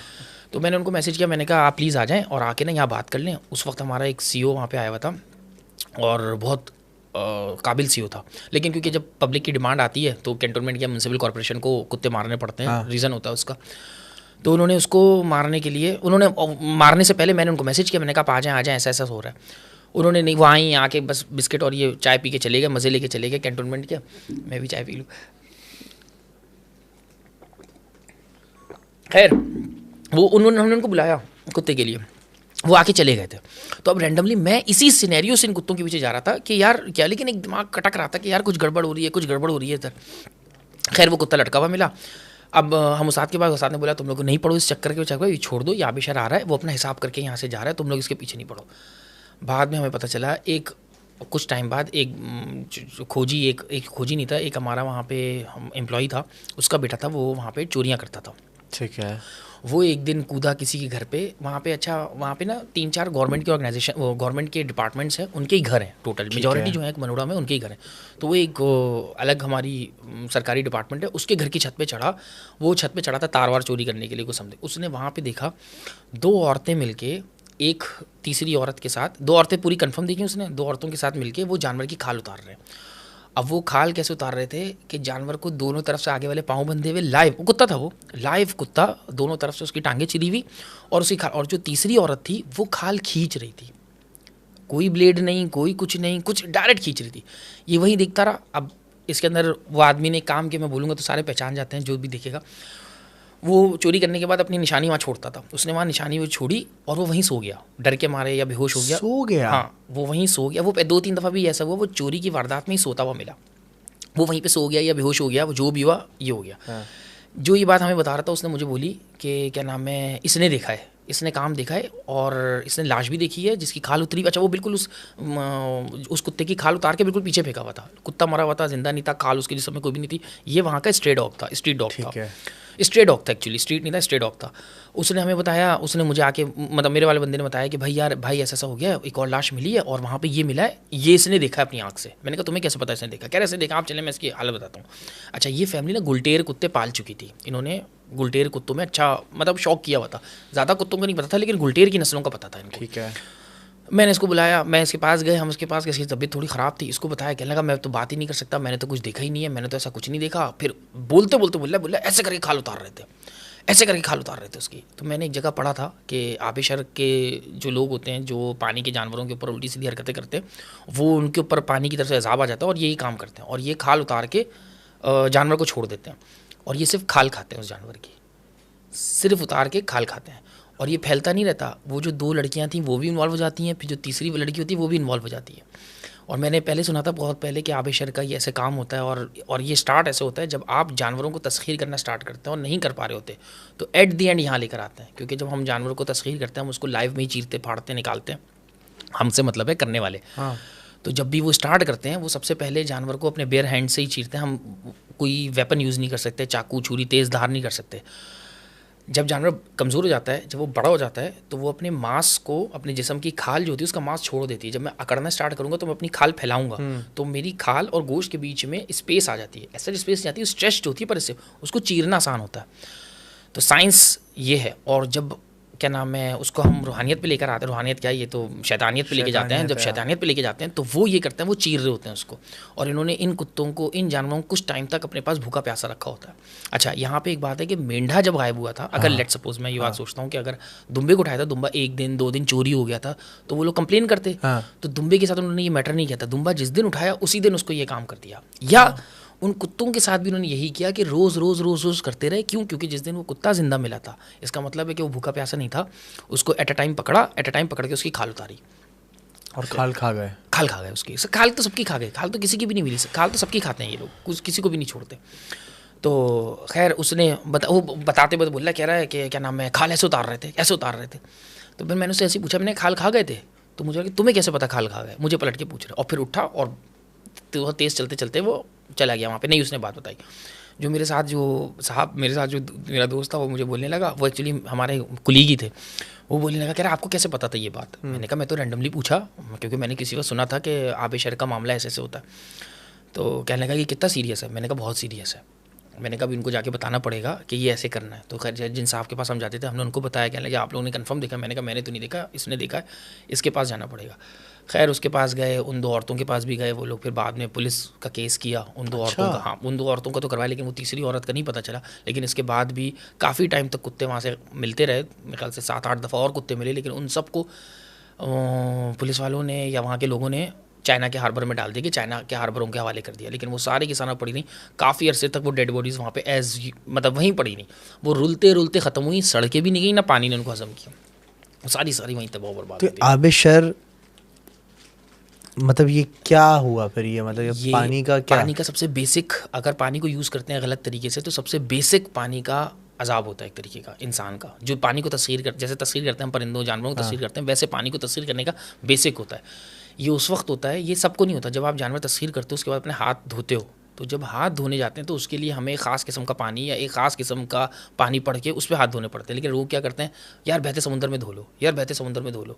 तो जो समुंदर के जो सारे मुक्कलात और समुंदर की जो सारी नेगेटिविटी होती है वो चिमट के आपके साथ आ जाती है और फिर वो आपसे ही सारे काम करवाती है। वरना नॉर्मली आप तस्वीर करके खाल उतारते हो, खाल फेंक देते हो, आपके काम क्यों नहीं थे? आप तो सिर्फ अपनी पसंद के उसमें से पार्ट्स निकाल लेते हो, चाहे पंजे निकालो, चोंच निकालो, बाजू निकालो, दुम निकालो, रीढ़ की हड्डी निकालो, दिल निकालो, जो भी है निकालो। लेकिन बाकी चीज़ तो आपके काम की नहीं है।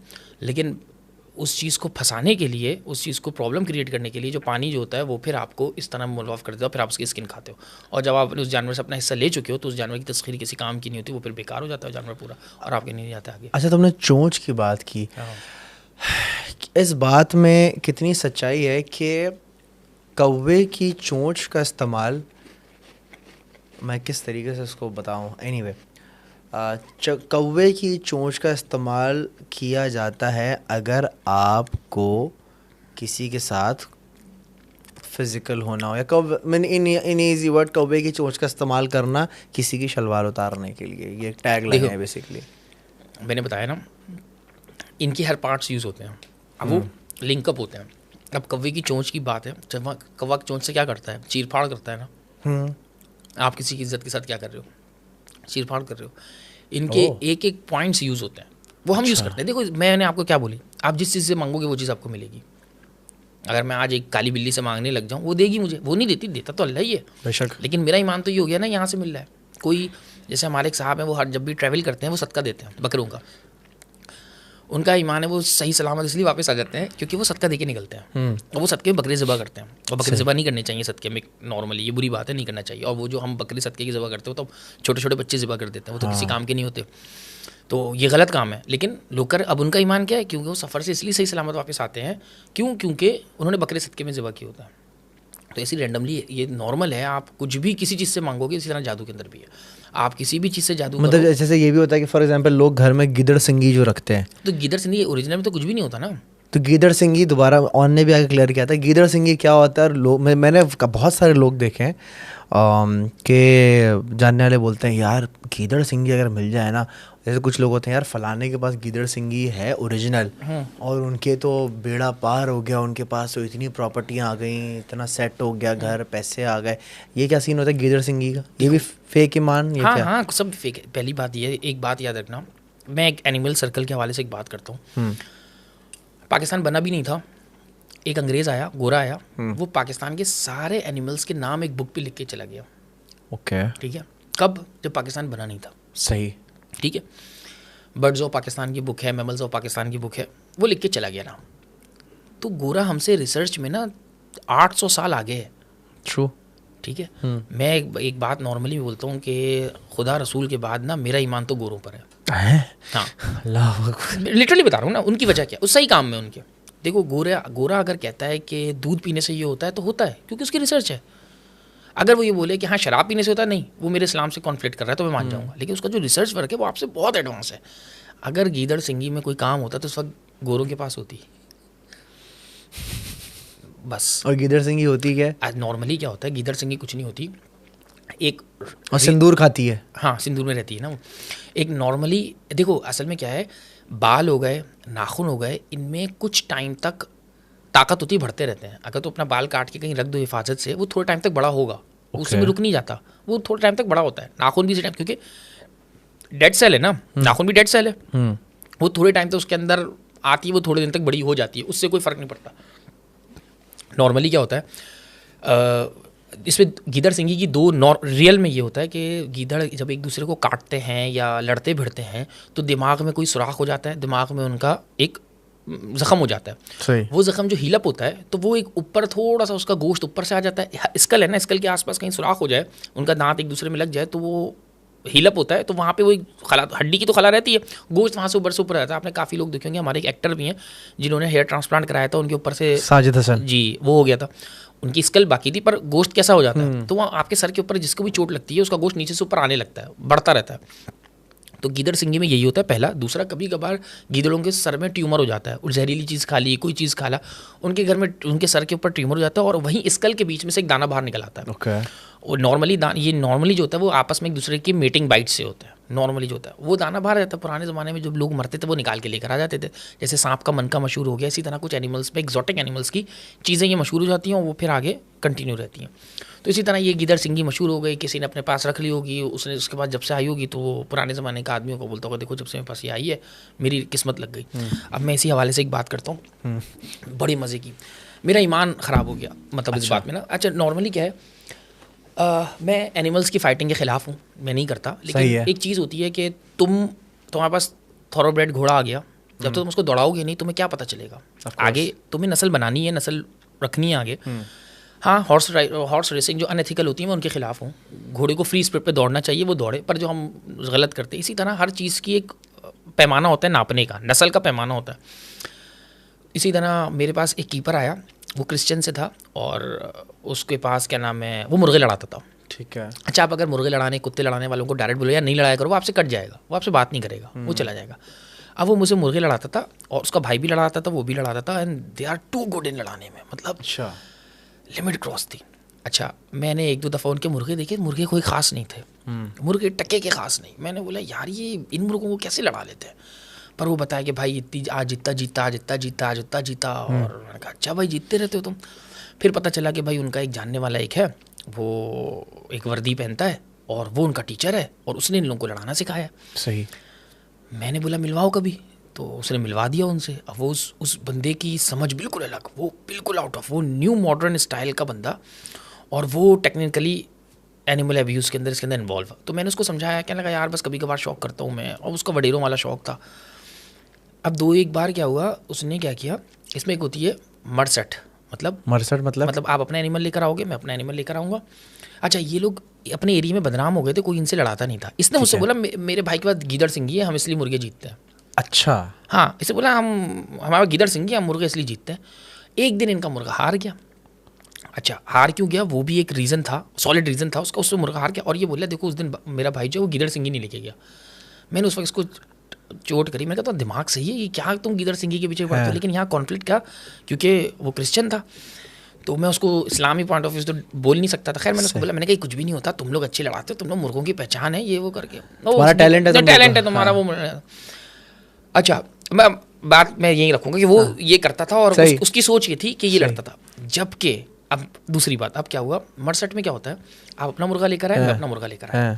अब भीड़ में, इनकी भीड़ के अंदर चिक लगती है, आवाज़, जब हम दो मुर्गे लड़ाते हैं हम तो नहीं, मैं नहीं लड़ाता, लेकिन जनरली बोल रहा हूँ, जब मुर्गे लड़ाए जाते हैं तो आवाम बैटिंग करती है, जो नॉर्मली हमारी फाइट के अंदर ही बैटिंग होती है, वही बैटिंग लगती है, किसी एक मुर्गे के ऊपर बैटिंग लगना स्टार्ट हो जाती है। सही। जब कोई नामवर खिलाड़ी अंदर दाखिल होता है तो उसका नाम पहले ही से मजमे में ऑन हो जाता है। इनका क्या हुआ, ये लोग एंटर हुए, ये एंटर थे, तो पूरे मजमे के लोग इनके मुर्गों के ऊपर पैसे लगाने लग गए। तो अपोजिट पार्टी में कोई लोकल का, लोअर क्लास का कोई बहुत अच्छा उस्ताद था, उसने मजमे को भांप लिया कि मेरा मुर्गा इनसे हार जाएगा, जबकि देखने में उसका मुर्गा लाख अच्छा था, इनका मुर्गा कुछ भी नहीं था। सही है, कुछ भी नहीं था उस मुर्गे के आगे, अगर आप पॉइंट वाइज और नस्ल वाइज। सही है। उसने क्या किया, इन्होंने, वो घबराने लगा अब, क्योंकि बाजी हो गई थी, मतलब तय हो गई थी रेट के, इतने रेट में हम लड़ा रहे हैं, तो अब वो पीछे हटने लगा। अच्छा, ये भी दोनों भाई बला के साइकोलॉजी पढ़ने वाले लड़के हैं, कहने को स्लम एरिया के हैं, लेकिन they are like outclass. ठीक है। ये पहचान गए। इसने बोला ऐसा करो, अपना मुर्गा मुझे दे दो, तुम हमारा मुर्गा ले लो। मतलब मैं अपना मुर्गा लेकर आया, अपना मुर्गा लेकर आया। जब मैंने देखा आप भाग रहे हो, मैंने बोला अपना मुर्गा मुझे दे दो, मेरा मुर्गा आप ले लो। ऐसे कर लो, ऐसे कर लेंगे। ठीक है। अब जब इसने ये बात बोली ना, मैं इन लोगों की शक्ल देख रहा हूँ, इतना कॉन्फिडेंस। मैं, अरे कॉन्फिडेंस मतलब वो तो कुछ चिड़िया का नाम है तो जानते भी नहीं, मतलब मैं इन लोगों की शक्ल देखो, ये क्या कर रहे हैं, जबकि मुझे दिख रहा है। मैंने बोला यार ये तो अजीब गेम है। मैंने कहा चलो, अच्छा मैं इसको बोलूँ भाई तुम्हारा मुर्गा किसी काम का नहीं है, तो कह रहा मरसट करते हैं ना। अच्छा, मुझे ये था कि मुझे ये हुआ कि हो सकता है उस मुर्गे में वो मैं चीज़ ना देख रहा हूँ जो लड़ाने के लिए ये लोग देख रहे हैं। हो सकता है मैं ब्रीडर क्वालिटी देख रहा हूँ, हो सकता है मैं नस्ल देख रहा हूँ, ये उसकी तेज़ी और सयान देख रहे हैं। वो मान गया। उसने बोला, अच्छी बड़ी उम्र के दोनों आदमी थे, वो तीन थे एक्चुअली, वो मान गए कि हाँ ठीक है, मुर्गा मरसट हो गया। इन्होंने, अच्छा मुर्गों में एक आर्टिफिशियली कांटे चढ़ाए जाते हैं, दूसरे मुर्गों के पैरों में उनके ब्लेड्स लगते हैं। ब्लेड्स नहीं लगाते हैं हम, कांटे चढ़ाते हैं ये लोग। ब्लेड्स थाईलैंड वगैरह में चढ़ते हैं। इन्होंने कांटे चढ़ाए, कांटे चढ़ाने के बाद मुर्गे को छोड़ा, और मुश्किल से मुश्किल मिनट के अंदर, मिनट भी नहीं हुआ था, पहला पानी भी नहीं हुआ, इनका मुर्गा जीत गया। मतलब इन्होंने जो मुर्गा लिया था उस बंदे का, वो जीतना था उसका, क्योंकि वो सही मुर्गा था, वो जीत गया। एंड मैं हैरान। अच्छा, जब इसमें 1 मिनट होता है पानी होने के लिए, तो पानी होना, तो इसका जो भाई था ना वो परेशान होने लगा कि यार उससे पहले कुछ हो जाए, उससे पहले, मतलब पानी से पहले किसी तरह जल्दी से पानी हो जाए, मुर्गा उठाऊँ। मुर्गा इनका जीत गया, खुशी खुशी। अब इसने उठा, मुर्गा उठाने के बाद उसका कुछ नहीं किया, उसके कांटे खोले, कांटे खोले और आ गया।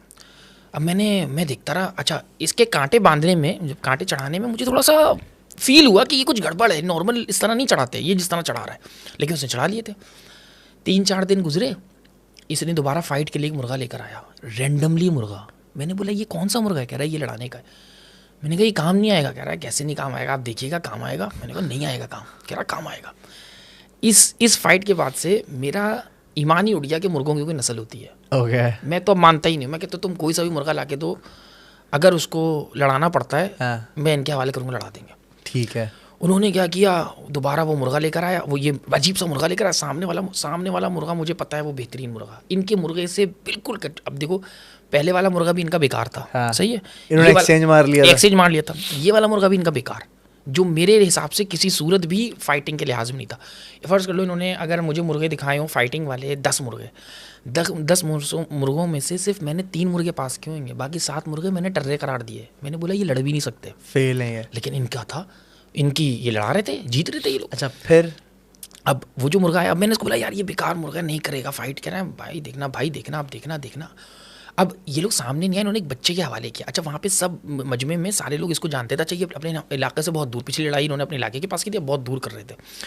तो अब मजमे में लोग इनको पहचानते थे, तो ये लोग छुपे हुए एक बच्चे को आगे किया हुआ कि तुम कराओ। जोड़ हो गया, बात तय हो गई। अब जब मुर्गा उतारने लगे तो ये पीछे से इसका भाई आया, उसने आके जो कांटे चढ़ाए। अब जब मैं देख रहा हूँ कांटे चढ़ाना, इसने कांटे चढ़ाया, मुर्गा छोड़ा, इसके मुर्गे ने दूसरे वाले मुर्गे को मार दिया पहले पानी के अंदर ही। अब वहाँ मुझे पता चला सिर्फ कांटे चढ़ाने का गेम होता है, मुर्गा कुछ भी नहीं होता। इनको आप मुर्गी दे दो, इस मुर्गी से मुर्गा मार देंगे, और ये तरीका इनको उस वर्दी वाले ने सिखाया था। ओके। इस दिन के बाद से मैं ये मानना भूल गया कि ये होता है। अब उसके बाद से आज तक ये गीदड़ सिंगी नहीं लेकर आए थे, लेकिन इनके मुर्गे जीत रहे थे। क्यों? अच्छा। इनको कांटे चढ़ा। अच्छा, मैंने इनको ये बात बोली तो कहने लगे हमें तो लाला ने सिखाई ये बात और उससे सीखते हैं। मैंने बोला तभी, और बहुत बड़े नामवर लोगों पे नहीं आती। पॉइंट मेरा बताने का ये था इस पूरे में, पहले ही सोचते थे हम गीदड़ सिंगी से कर रहे हैं, स्टिल अभी भी इनका यही है। अच्छा, वो गीदड़ सिंगी इनकी जेब कटने में निकल गई थी। एक दिन ये ऐसी भीड़ में यहीं मजमे में थे काट लगे ली हुए, किसी ने उनकी वो गीदड़ सिंगी निकाल ली थी। हाँ। तो पॉइंट उस गीदड़ सिंगी का ही है। अभी तो बकरे की दुम की गीदड़ सिंगी बनी होती है, रैंडमली बाहर सारे बालों का एल्फी लगा दो, होता है ना बेसिकली, वो नॉर्मली उसके अंदर वो होता है। और जो खाल वाली जगह होती है ऐसी बात, तो सब बाल ग्रो होते लगते हैं, तो लोगों को लगता है कि यार देखो मतलब एक बाल है, बाल के नीचे तुम थोड़ा सा गोश्त छोड़ दो तो उस गोश्त से थोड़ा सा न्यूट्रिशन वो लेता रहता है बाल, और थोड़े अरसे तक बड़ा होता है। तो लोगों को लगता है एक गिदड़ सिंगी से 2 गिदड़ सिंगी हो गई, उसने बच्चे दे दिए, या फॉल ऑफ हो जाती है कभी स्किन बीच में कट के, उसको सिंदूर में रखते हैं। और सिंदूर जो होता है वो रेड ऑक्साइड होता है, वो एंटीसेप्टिक भी होता है, वो जहरीला भी होता है, जहर होता है, लेकिन वो एंटीसेप्टिक भी होता है। और क्या नाम है, वो जरासीम को लगने भी नहीं देता, क्योंकि ऑब्वियसली वो जहरीले का काम करता है, तो इसलिए वो आपका गोश्त को काफ़ी अरसे तक वो अलाइव रखता है, वो ख़राब नहीं होने देता। ये अच्छा, मुझे इससे थोड़ा हम आगे चलते हैं। मुझे एक बात बताओ, हम जब डिस्कस कर रहे थे इस वक्त, तो शादी की रात को दुल्हन के कपड़े क्यों चेंज करवा दिए जाते हैं, क्यों उतरवा देते हैं? अच्छा, जो लाल जोड़ा होता है वो क्या सीन है? वो भी एक पोस्ट आई थी ना, उसमें मैंने बताया भी था, आमिर भाई की पोस्ट थी वो। जैसे क्या सीन था? अच्छा देखो, पहली बात ये ना रेड फ्लैग है। मैंने जैसे बताया कि हर चीज़ से होता क्या, जरा शुरू से बताओ। पहले क्या होता है कि जैसे ही लड़की शादी होकर बारात के बाद अपने घर पे आती है, तो उसकी सास या कोई भी एक लेडी, मैं ब्लेम नहीं कर रहा किसी को, वो जल्द से जल्द ना लड़की का कपड़ा जान से उतरवाते हैं। कुछ लोग तो कैंची से काट के उतरवा देते हैं, और फिर नेक्स्ट डे सुबह के भी कपड़े जो रात में उसने कपड़े गुजारे, रात में जो कपड़े उसने गुजारे होते हैं वो कपड़े फ़ौरन सुबह उतरवा लेते हैं, और बेडशीट ले लेते हैं फ़ौरन, जो बिस्तर की चादर होती है। ओके। तो मैं यहाँ ये सबको ही बताना पाऊँगा कि अगर कोई भी लड़की के साथ पहली रात में ज़बरदस्ती या इनडायरेक्टली हल्का सा भी प्रेशराइज किया जा रहा है कपड़े उतारने में, कपड़े चेंज करो, कपड़े चेंज करो, फ़ौरन अपने अम्मा अब्बा और शौहर और सबको बता दो। क्यों? डाइन का नाम सुना है? डाइन? हाँ। ये वो काम करवा रही होती है। मतलब मतलब जो भी तुमसे बोल रहा है ना, वो जादू टोना कर रहा है, और वो तुम्हें अपने असार में लेना चाहता है और तावीज़ गंडे करना चाहता है। उन तावीज़ों में असर है नहीं है, इट डजेंट मैटर, पर ये रेड फ्लैग है। कभी भी कोई भी औरत, वैसे तो अक्सर सास और नंदे करती हैं काम, मैं दुश्मनी नहीं कर रहा, लेकिन हकीकत यही है, तो आप सबसे पहले शोर मचा दो, सबको बता दो, और अपने कपड़े, शादी रात के कपड़े, शादी वाले कपड़े कभी किसी को नहीं देना, या शादी वाली बेडशीट कभी भी नहीं देना। अगर आप चल ठीक है, आपने रेंट पे लिया हुआ है, आप रेंट पे लेकर आए, अगर लेट सपोज आप रेंट पे लेकर भी आ रहे हो, तो उसको लाने के बाद, जब लाओ, लेने से पहले, पहनने से पहले उसको नमक के पानी में भिगो देना चाहिए। और अगर हो सके तो कलर ख़राब हो जाता है कुछ का, लेकिन फिर भी मैं बोलूँ कि एक 5 लीटर की बाल्टी के अंदर आधा ढक्कन सिरका और नमक डाल के फिर कपड़े भिगो के फिर यूज़ करो। और अगर अपने कपड़े उतार के दे भी रहे हो, अगर वो रेंट के नहीं है तो देने की ज़रूरत ही नहीं है। हाँ, दोस्त यार ने मांगने के लिए लिए हूँ तो नहीं देने नहीं चाहिए, लेकिन अगर फिर भी कोई मांग रहा है, तुम देना चाह रहे हो, दो, ड्राई क्लीन करवा दो उसको। नहीं, नमक के पानी में हर हाल में, और इस नीयत से भिगो कि तुम अपनी इसको साफ़ कर रहे हो, इसको धो रहे हो, पाक कर रहे हो, फिर उसको पाक करके फिर दे दो। धोना और पाक करके धोने में फ़र्क होता है, ठीक है ना? तो पाक करके धोने के हवाला दो। लेकिन अगर बिलफर्ज, और जिसके साथ भी हो गया है, हाँ, जिसके साथ भी एक्स में हो गया कि उसके ज़बरदस्ती कपड़े काट के उतारे, वैसे ही उतारे, ले लिए, सुबह की बेडशीट उसकी ले ली, या इट डजेंट मैटर कि बेडशीट गंदी हुई है नहीं हुई, रात की बिछी हुई बेडशीट थी और वो सुबह ले ली गई है, इसका मतलब ये है कि वो औरत डाइन थी जिसने तुम्हारे साथ ये काम कर दिया, और उससे बचो। उसके हाथ का खाना पीना तो बिल्कुल ही बंद कर दो। और अगर बिल फर्ज तुम नहीं कर सकते, तुम ऐसे फैमिली, वो कहते हैं ना, जॉइंट फैमिली के अंदर रह रहे हो, तो भाई कुछ अरसे तक अगर वो बंदा या वो बंदी आपको कुछ खिला रही है, तो या वाजिदो पढ़ते हुए खाओ, जब तो हलक से उतर रहा हो तो तुम अंदर से ही वाजिदो पढ़ो। अच्छा। और अपने ऊपर फ़र्ज़ कर लो, मैं तो बोलूँ कि या वाजिदो जब भी उस घर का खाना खा रहे हो, मैं लड़ाने के लिए नहीं बोल रहा, लेकिन अगर आपके साथ ये मामला हुआ है तो बहुत ख़तरनाक हो चुका है आपके ऊपर, और हो सकता है उसको बताने वाला कोई झूठा हो, या जैसी बात है जो जादू टोना करने वाले लोग होते हैं उनको इतना टाइम तो नहीं होता, हो सकता है उन्होंने ना किया हो, मतलब इस औरत ने तो ले जाके, आप जिसने आपसे कपड़े उतरवा उसने जाके कपड़े उनको दे दिए, पर उसके पास टाइम नहीं हुआ, उसने नहीं किया हो, तो आप खैरियत से हो, अब तक आपके साथ कुछ हुआ नहीं, लेकिन अदरवाइज़ सबसे बड़ा ये रेड फ्लैग है, इसको कभी भी टॉलरेट नहीं करना चाहिए। सारी लड़कियों को मेरा ये कहना है कि भाई जब भी सुनो ऐसा, सबको बता दो, शोर कर दो, वो चीज़ नहीं देनी, जला दो वहीं पे रख कर, लेकिन नहीं जलाना नहीं, मतलब उसको कुछ भी कर दो, नहीं वो ये बहुत बेहतर होगा उससे कि अगर आपने वो चीज़ अपनी दे दी तो, या तो सारी ज़िंदगी के लिए आप गुलामी सर कर लेते हो, या सारी ज़िंदगी के लिए आप वबाल अपने सर ले लेते हो, ये बहुत ख़तरनाक चीज़ होती है। अभी थोड़ी दिन पहले एक पोस्ट भी आई थी, आमिर भाई ने उसमें मुझे टैग किया था शायद आमिर भाई ने, तो मैंने आमिर भाई को पीछे कमेंट किया था कि डाइन है जो किससे कपड़ा मांग रही है, तो कह ले क्या मतलब, मैंने बोला वो जादू टोना करेंगी इसके ऊपर, इनको मना करें कि ये अपनी कोई चीज़ भी ना दें।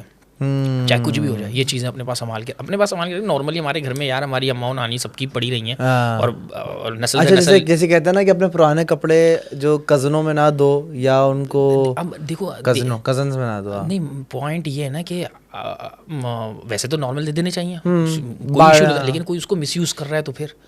और इधर मामला ये होता है कि जादू टोना वही कर सकता है जिसको आपकी माँ को और आपकी माँ का नाम पता हो। ये हमेशा सिर्फ करीब के लोग ही होते हैं। गैर कभी आपके पास जादू नहीं करता, गैर कभी भी आपसे हसद नहीं करता, अपने ही करते हैं, कभी गैर नहीं करता। तो इसलिए, और वही करता है जिसको माँ का नाम, माँ का नाम। और ये गैर को तो आपको अपनी मतलब करीबी फर्स्ट कजन की माँ का नाम पता होगा, उसकी माँ का नाम पता है नहीं पता। तो ये उन्हीं को पता होता है जो अपने होते हैं। हाँ, अपने ही होते हैं, ज़ाती है, वो पता करते हैं उस हवाले से, उन्हीं के हवाले से। अच्छा, एक लड़की का किस्सा था, आप मुझे बता रहे थे, उसको सुइयाँ चुभती थी। ये नॉर्मल होता है, ये नॉर्मल होता है कि ये एक आसान, जैसे मैंने बताया ना, एक बच्चों वाले नॉर्मल जादुओं के एक जादू होता है कि एक पुतला बनाया और सुइयाँ झूमने लगे। पुतलों का तो पता है सुइयाँ चुभने, वो सेम ये सीन होता है। लेकिन अभी बहुत अच्छा एक साइंस ने, मैं साइंस को भी साथ लेके चलता हूँ और इस्लाम को भी लेके चलना पड़ता है बीच में, ताकि आपको क्लियर रहो ना कि यार क्या नहीं। असल में इसमें क्या होता है, जो गंदगी का जो तोड़ होता है ना, अगर उसको रूहानियत से लेके चलोगे बहुत लंबा टाइम लग जाता है। तो उसको गंदगी को गंदगी से ही तोड़ करते हैं तो रिजल्ट जल्दी आ जाता है। इसके ऊपर मैं बात आगे करूंगा, ये गंदगी को गंदगी से तोड़, लेकिन आप पहले वाला किस्सा बताओ। वो बस वो उसके अंदर भी वही सीन था कि क्या नाम है, उनको सुइयाँ चुभ रही होती थी और उनकी कोई स्पेसिफिक जगह नहीं होती थी। तो मसला इस वक्त आता है, अगर स्पेसिफिक जगह पे ही सुइयाँ चुभें तो आप डायरेक्ट पता कर सकते हो कि यार ये प्रॉब्लम है। लेकिन कुछ हड्डियों की भी एक दो बीमारियाँ होती हैं जो सुइयाँ चुभोती हैं आपको, उसका जादू से कोई लिंक नहीं होता। अच्छा, यहाँ पे क्या होता है, नॉर्मली एक बात बोल रहा हूँ, यहाँ पे कुछ भी होना लोग समझते हैं वो जादू हुआ है। जैसे हम रास्ते में आ रहे थे, आप एक साहब के बारे में बोले तो कह रहे थे कि यार मुझे जादू कर रहे हैं, ये कर रहे हैं।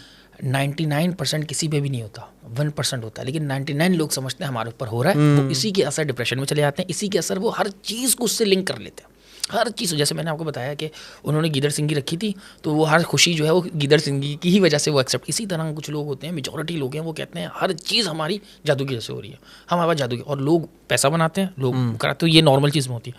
इसी तरह वो लड़की थी, वो कहती थी, वो लड़की का केस था, वो कह रही थी कि भाई क्या नाम है कि मेरे पास सुइयाँ चुभती हैं, मुझे सुइयाँ चुभ रही, जगह जगह करके सुइयाँ चुभ रही हैं। तो हमारे एक साहब हैं, मैं उनको सोचता था पॉडकास्ट में बुलाने के लिए, लेकिन वो आएंगे नहीं मंजर यहाँ पे, क्योंकि वो रियल लोगों में से एक हैं और वो सिर्फ लोगों के बवाल निकालते हैं, लेकिन उनके पास दूसरों का बवाल उनके ऊपर आ जाता है, तो इसलिए वो थोड़ा केयर करते हैं और बहुत मुश्किल से। मैं उनके पास कोई बंदा रेफ़र करता हूँ, मैं उनको बोलता हूँ जल्दी से जाके इनसे मिल लो। आप जैसे उनसे मिलते हैं आपकी नेगेटिविटी उनके ऊपर चली जाती है, तो वो थोड़ा सा अवॉइड करते हैं कि वो ना मिलें। तो सेम मतलब मैं भी अवॉइड करता हूँ लोगों से मिलना। हाँ, वो नॉर्मल होता है ना, एक एनर्जीज होती है, ट्रांसफर करती है। आपको पता है मेरी पॉडकास्ट सुनते वक्त भी बहुत सारे लोग कमेंट करते हैं कि आपकी पॉडकास्ट सुनते हुए जो है ना बहुत नेगेटिविटी आ रही होती है और बहुत हम डिस्टर्ब हो रहे होते हैं। नहीं यार, वो डिपेंड करता है ना, मतलब कुछ तो जेलसी में करते होंगे और कुछ सोचते ज़्यादा होंगे, और कहीं और ले जाते होंगे हर बात का मतलब। जब आप कुछ देख रहे होते हो, आपके ख्याल जहन में ख्याल चल रहा होता है ना, वो उसी में ले जाते हैं। तो वो अब कह रही है कि ना उसके ऊपर सुइयाँ चुभ रही हैं उसको। खैर, तो हम वो एक जानने वाले थे, उन्होंने बोला कि यार बहुत मसाइल हो गए हैं घर के अंदर, हर चीज़ का ब्लेम डालना उसके ऊपर, और एट द एंड उस बेचारी की सुइयाँ चुभ रही हैं। हम एक साहब थे उनके पास लेके गए, वही जो मेरे जानने वाले, हमने उनके पास रेफ़र किया, उनके पास लेके चलो, तो उन्होंने बोला आप साथ चलो। अच्छा, वो अवॉइड कर रहे थे, कह रहे थे यार अभी मत लेकर आओ, लड़की है, मुझे और भी काम करने हैं। हाँ। फिर उन्होंने बोला भाई फ़लाँ रंग की फ़लाँ चीज़ ले लो, फ़लाँ रंग की फ़लाँ 4-5 चीज़ें ली। कहने लगे इनसे ये बोलो और इसको बोलो कि ये ना फेंक कर आ जाए, एक जगह का बोला, वहाँ जगह पे डाल कर आ जाओ। तो अब इन्होंने मुझसे बोला, कहने यार ये चीज़ें कहाँ मिलेंगी? मैंने कहा मिलेंगी, यही चीज़ है, कर लो। तो कहने लगे उनको पैसे दे देते हैं एज़ यूजुअल, शॉर्टकट। मैंने बोला नहीं, आप लें, आपके ज़िम्मे आप लें। उन्होंने सारी चीज़ें खैर जमा करनी बड़ी मुश्किल से हो आ गई, मुश्किल कोई भी नहीं था, बस दूर थोड़ी दो एक जगह जाना था। कुछ उसके अंदर कह लो मसाले जात ऐसे थे जो महंगे मिलते हैं और इतनी ज़्यादा मिकदार में यहाँ बहुत ज़्यादा कॉस्टली होता है, लेकिन वो मुझे पता है वो जेन्युइन है। तो उन्होंने दिए सारे मसाले वगैरह उनको, और देने के बाद जगह पे छोड़ने के लिए गए।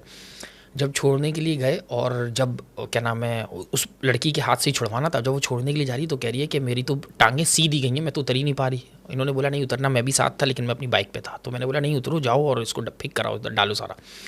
उसने जब वहाँ से डाला तो जिस तरह जुगनू होते हैं ना, उस तरह जो चीज़ फेंकी गई थी वो सारी जुगनू की तरह चमकीली हो गई और फिर शोले की तरह बुझ के सारी बंद हो गई, जैसे कैसे शोला और सारा। और ऐसा फील हुआ कि कोई पावर आके, जैसे हमने खाना डाला जिस तरह कबूतर आके बैठते हैं ना, इस तरह कोई चीज़ आई और जैसी खाती गई वो जलती गई।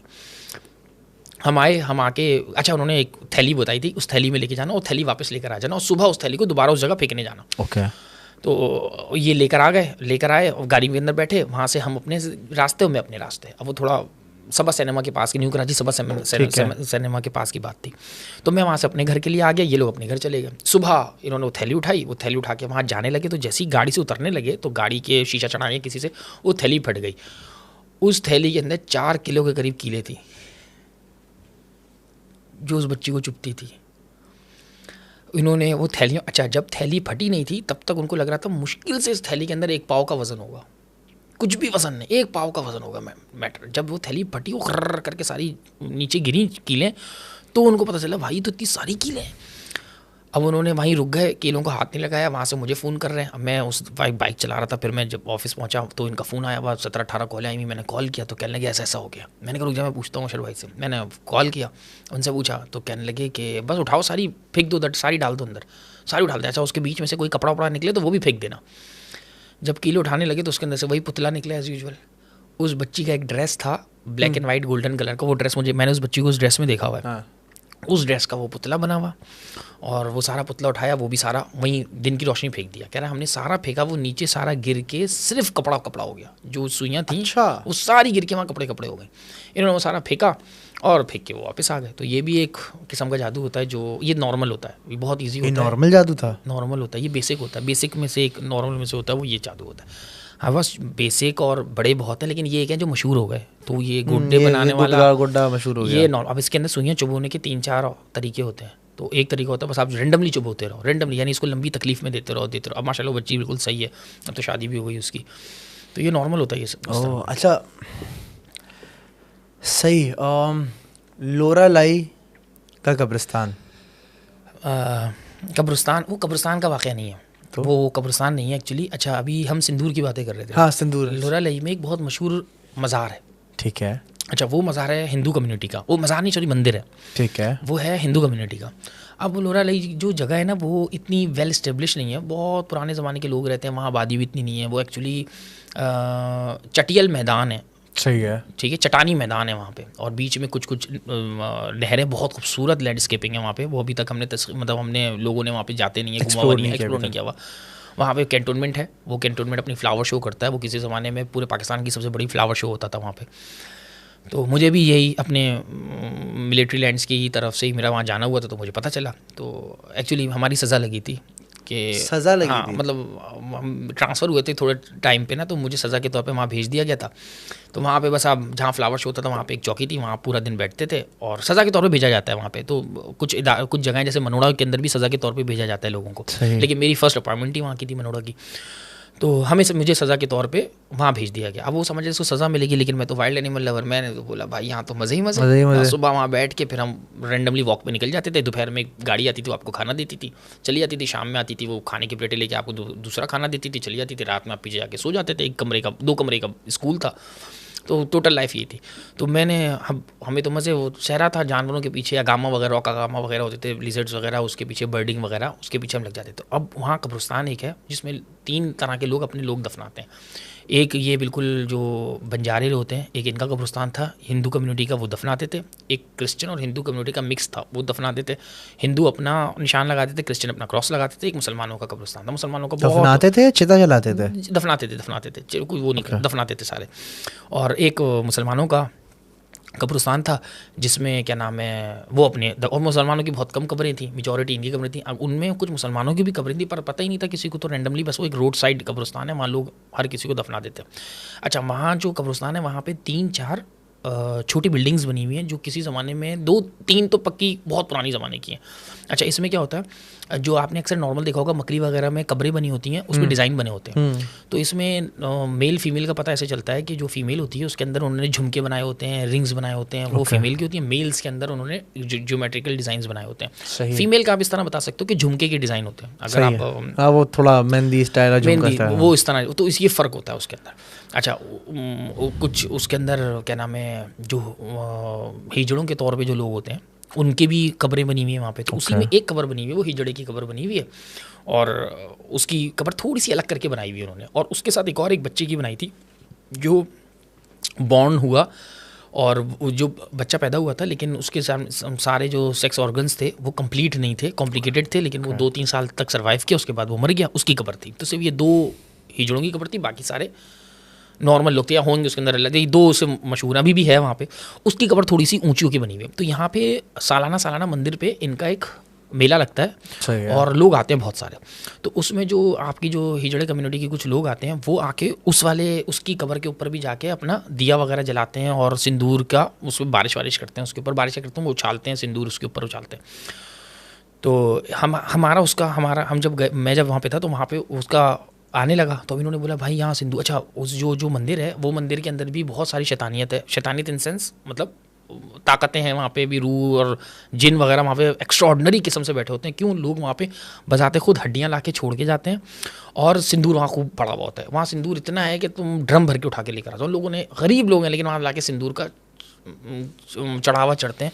इवन तुम्हें सांस लेने में प्रॉब्लम होगी, वहाँ इतना सादा सिंदूर उड़ भी रहा होता है। अच्छा, मंदिर के अंदर वो पड़ा हुआ, भरा हुआ है, इसके अंदर पड़ा हुआ है। तो वो लोग वहीं से वहाँ वो निकालते हैं सिंदूर वगैरह लाके, और वो खुद अपने भी लेकर आते हैं और आके वो हिजड़ा वाली कब्र पे चढ़ाते हैं।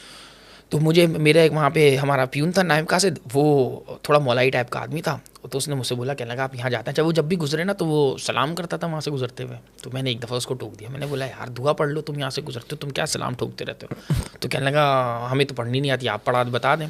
तो मैंने उसको 2-3 दफ़ा पढ़ा। कहने लगा इतनी बड़ी कहाँ पढ़ूंगा मैं, सलाम करना मस्त है लेकिन दुआ पढ़ना और याद करना उनको गवारा नहीं था। मैंने कहा अच्छा।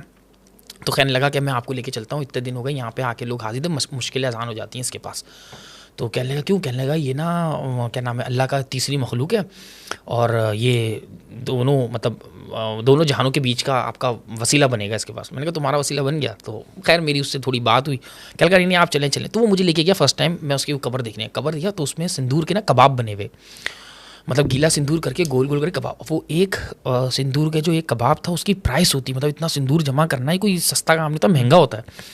उन्होंने उसके कबाब 8-9 कबाब बनाए हुए, और सिंदूर की रोटियां बनी हुई, और सिंदूर की सलाद टाइप की चीज़ें बनी हुई, मतलब बगैर आर्टिस्ट्री के तौर पे, मतलब एक प्लेट बनी हुई सिंदूर की, उसके ऊपर टमाटर और खीरे कटे हुए रखे हुए, जो तुम मतलब पहचान जाओ कि ये टमाटर है, ये खीरा रखा हुआ है, प्याज रखी हुई है, लेकिन सिंदूर से बना, सिंदूर का सारा सिंदूर का बना हुआ। उसकी बड़ा अभी भी रखा होता है वहाँ पे, नॉर्मली रखा होता है। तो मैं वहाँ चला गया, तो जैसे उसे देखा तो मैंने एक रैंडमली एक कबाब उठाया। ये कह रहा नहीं आप नहीं छुए, ये इसका खाना है, ये खाएगी, देखें एक कर।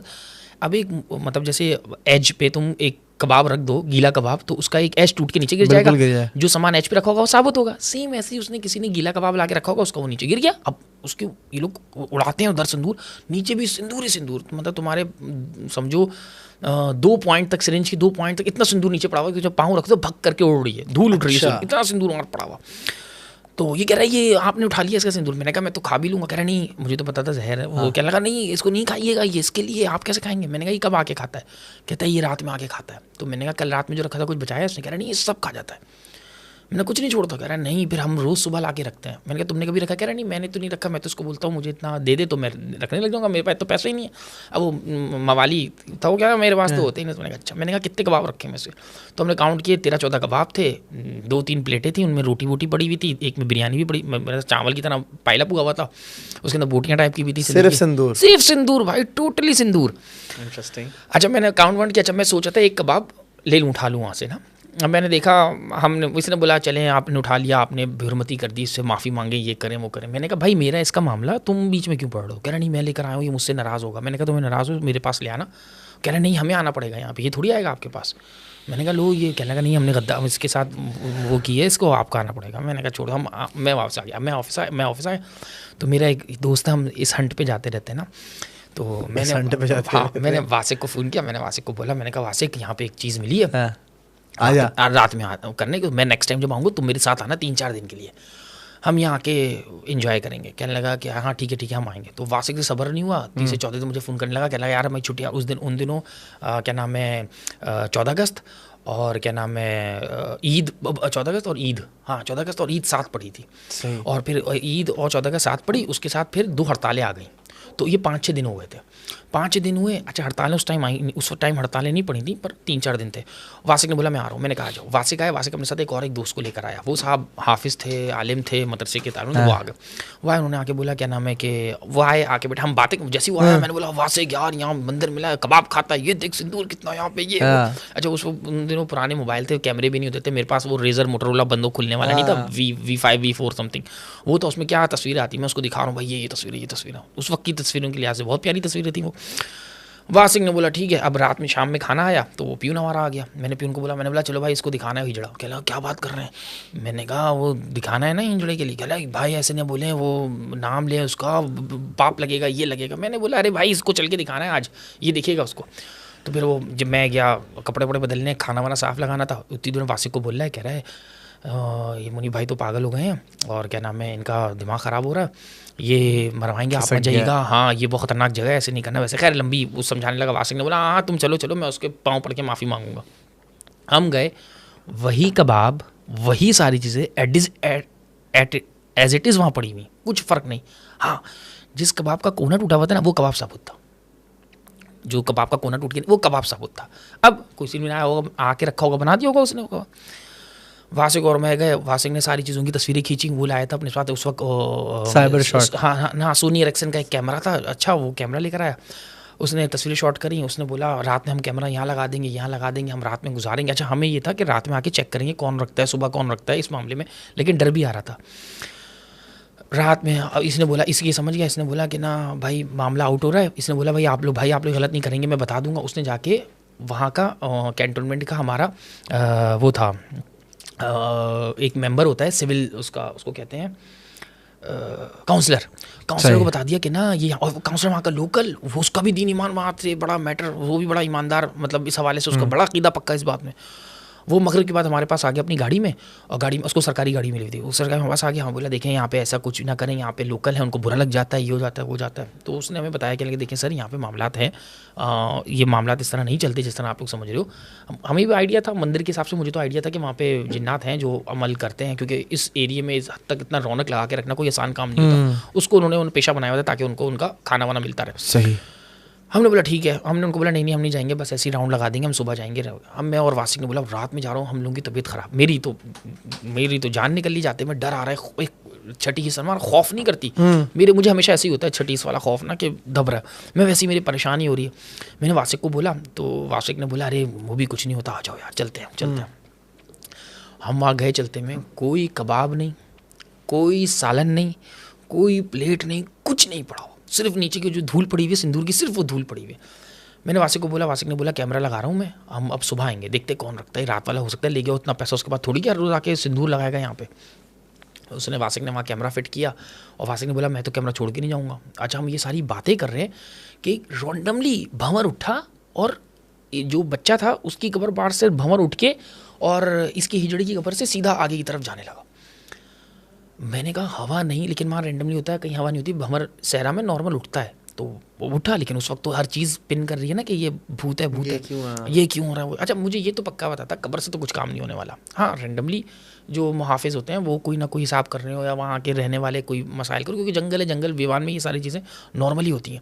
लेकिन हमें उस वक्त फिर रोंगटे खड़े होने लगे, सिक्स सेंस जिसम का बोल रहा है कि कुछ गड़बड़ हो रही है। मैंने वासिक को बोला, मैंने कहा वासिक छोड़ चलते हैं, छोड़ दे इसको। वासिक बोला यार तुम फट रहे हो ये वो। तो मैं ऐसी चीज़ों से पहले भाग जाता हूँ कि इससे पहले कुछ बवाल तो मैंने वासिक को बोला, मैंने कहा वासिक देख मुझे बहुत सर्दी लग रही है, तबीयत मेरी ख़राब हो रही है, मैं निकल रहा हूँ, आ जाओ कमरे में चलते हैं वापस। वासिक बोला यार नहीं फटा। अब जो उनके साथ हमारे एक दोस्त थे, उनका नाम इलियास है, अभी भी थोड़ी बहुत कभी बार बात हो जाती है। उसके बाद से इलियास भाई ने मुझसे बोल दिया आइंदा मैं तुम लोगों से मिल लूँगा, वासिक से भी नहीं मिलते। तो इलियास भाई को मैंने बोला, इलियास भाई ने बोला हाँ यार मैं तुम्हारे साथ चल रहा हूँ। उनके डंडे लगे, वो चलते हुए ना सूरह यासीन पढ़ रहे हैं। मैंने इलियास भाई को बोला, मैंने कहा तुम यासीन पढ़ोगे, यहाँ हाजिरी हो गई फिर क्या करोगे। उन्होंने यासीन पढ़ना बंद कर दी। कह रहे हालांकि मैंने मजाक में बोला, वो चुप हो गए, जबकि वो दौरा 8वें दौरे या 7वें दौरे के वो तालिब इल्म थे, मदरसे के आलिम बन रहे थे। खैर हम चलते हुए आ गए, वासिक ने कैमरा वाला लगाया, हम चलते हुए इधर आ गए। हम कमरे में आ गए, हमें कैमरे की ना शटर की आवाज़ आ रही, क्लिक क्लिक आवाज़ आ रही है। और कितनी दूर का फासला मैं बताऊं, फासला कितनी दूर का होगा, जैसे समझो बलोच कॉलोनी से, बलोच के पुल से नर्सरी तक का रास्ता है, इतना फासला था। इतना दूर था। उस कब्रिस्तान की वो कब्र और कब्रिस्तान तुम लोग की चौकी, हम लोग की चौकी। लेकिन हम पैदल जाते थे, मतलब नॉर्मल ड्राइव, तुम पैदल चलते हुए चले जाओगे तुम्हें बड़ा नहीं लगता था, नॉर्मल हम पैदल ही जाते थे, खुला था, पैदल चलते थे, इतना फासला नहीं है, तुम नर्सरी से बलूच कॉलोनी के पुल में तुम पैदल जा सकते हो। तो ये ऐसे थोड़ा कम होगा, 19-20 कह लो। हमें क्लिक क्लिक की आवाज़ें आ रही हैं। वासिक के कान पहले खड़े हो गए क्योंकि वासिक कैमरे का यूज टू था, मैं तो कैमरे के यूज से। वासिक ने बोला यार कैमरा क्लिक कर रहा है, कैमरा क्लिक कर रहा है, कैमरा क्लिक कर रहा है। उसके बाद चलो, मैंने बोला यार नहीं चल रहे अब। और वो इलियास भाई बोलने मैं तो नहीं जा रहा, इलियास भाई बोले मैं नहीं जा रहा, मुझे नमाज़ पढ़नी है, मुझे ईशा पढ़नी है, ईशा पढ़नी है। मैंने बोला हाँ नमाज़ तो पढ़नी है। मैंने कहा आके पढ़ लेंगे, क्या लगे ज़िंदा नहीं रहेंगे, तुम मत करो। वो मेरी तबीयत डाउन पे डाउन, मेरा दिल चाह रहा है वहीं बैठ जाऊँ। अच्छा ये कंडीशन मेरी नोफिल बताएगा, आप मुझे नोफिल कौन थे, तो जब वो डेंजो में लाइन का टाइगर अटैक हुआ था ना, उस दिन भी मेरे साथ यही कंडीशन हो रही थी। खैर हम क्या नाम है, बुराई होने से पहले मेरी तबीयत तो खराब होती है। तो मैं और वासिक वहाँ से निकले, कैमरे के पास गए, तो साफ ऐसा लगा कि कैमरा पड़ा था, कैमरे को बकायदा कोई छोड़ के आगे की तरफ भागा है, और हमें धूल सिंदूर उड़ता हुआ दिखा। हालांकि रात ही हल्का सा चांद निकला हुआ था, पता चल रहा था, बकायदा हमें ऐसे हुआ भागे। सब कबाब वैसे ही आ गए, बल्कि मतलब उसी जगह पे एक्यूरेट नहीं, आगे पीछे रख के कबाब रखे हुए सारे। वासिक ने कैमरा उठाया और वासिक कैमरे को थोड़ी देर देख रहा है, मुझसे बोला कैमरा बहुत ठंडा हो रहा है, कैमरा बहुत ठंडा हो रहा है। मैंने कहा वासिक भागे, कह रहा पीट करके भागेगा या वैसे बता। वासिक को मस्ती सूझ रही है, लेकिन वासिक थोड़ा लाइट करना चाह रहा था। तो मैंने, वासिक भी मेरे मदरसे के ही दोस्त है, मैंने वासिक को बोला, मैंने कहा वासिक कैमरा ठंडा हो रहा है यार। मैं वहीं पढ़ा, हमने दुरूद शरीफ, मैंने दुरूद शरीफ पढ़ना स्टार्ट किया। वासिक बोले तुम क्या कर रहे हो? मैंने कहा यार दुरूद शरीफ अगर तो पढ़ो, आखिरी टाइम है, अगर कुछ हो गया। मैंने उसको एक तंजिया मारा, उसने कैमरा लेके आ रहा, कैमरा चेक करो, कह रहा बैटरी डाउन है यार कैमरे की। मैंने कहा क्यों? कह रहा यार बैटरी फुल थी। तो मैंने कहा एक्स्ट्रा बैटरी, कह रहा कमरे में रखी। मैंने कहा चलो आओ कमरे में चलते हैं। हम कमरे में आए, फिर वापस आया, चल के हाँ वापस चल के, मैं नॉर्मल चलना था ना। अगर मैं रात में वैसे ही चलता, मैं जंगली खरगोशों के पीछे निकला हुआ होता था, मैं गीदड़ों के पीछे जा रहा होता था, मैंने लोमड़ियाँ वहाँ देखी, मैंने चमगादड़ें देखी, मेरा काम होता था रात में नॉर्मल, मैं इससे डबल चलता हुआ आता था। मैं तो कभी बार तो मैं निकलता था पैदल चलता, मैं सुबह फजर के अज़ान में वापस आ रहा होता था। फजर की आवाज़ नॉर्मली नहीं होती थी, लेकिन फजर के टाइम पे मुझे फजर दिख चुकी होती, तब मैं वापस आ रहा होता था। मैं पूरी रात घूमता रहता था।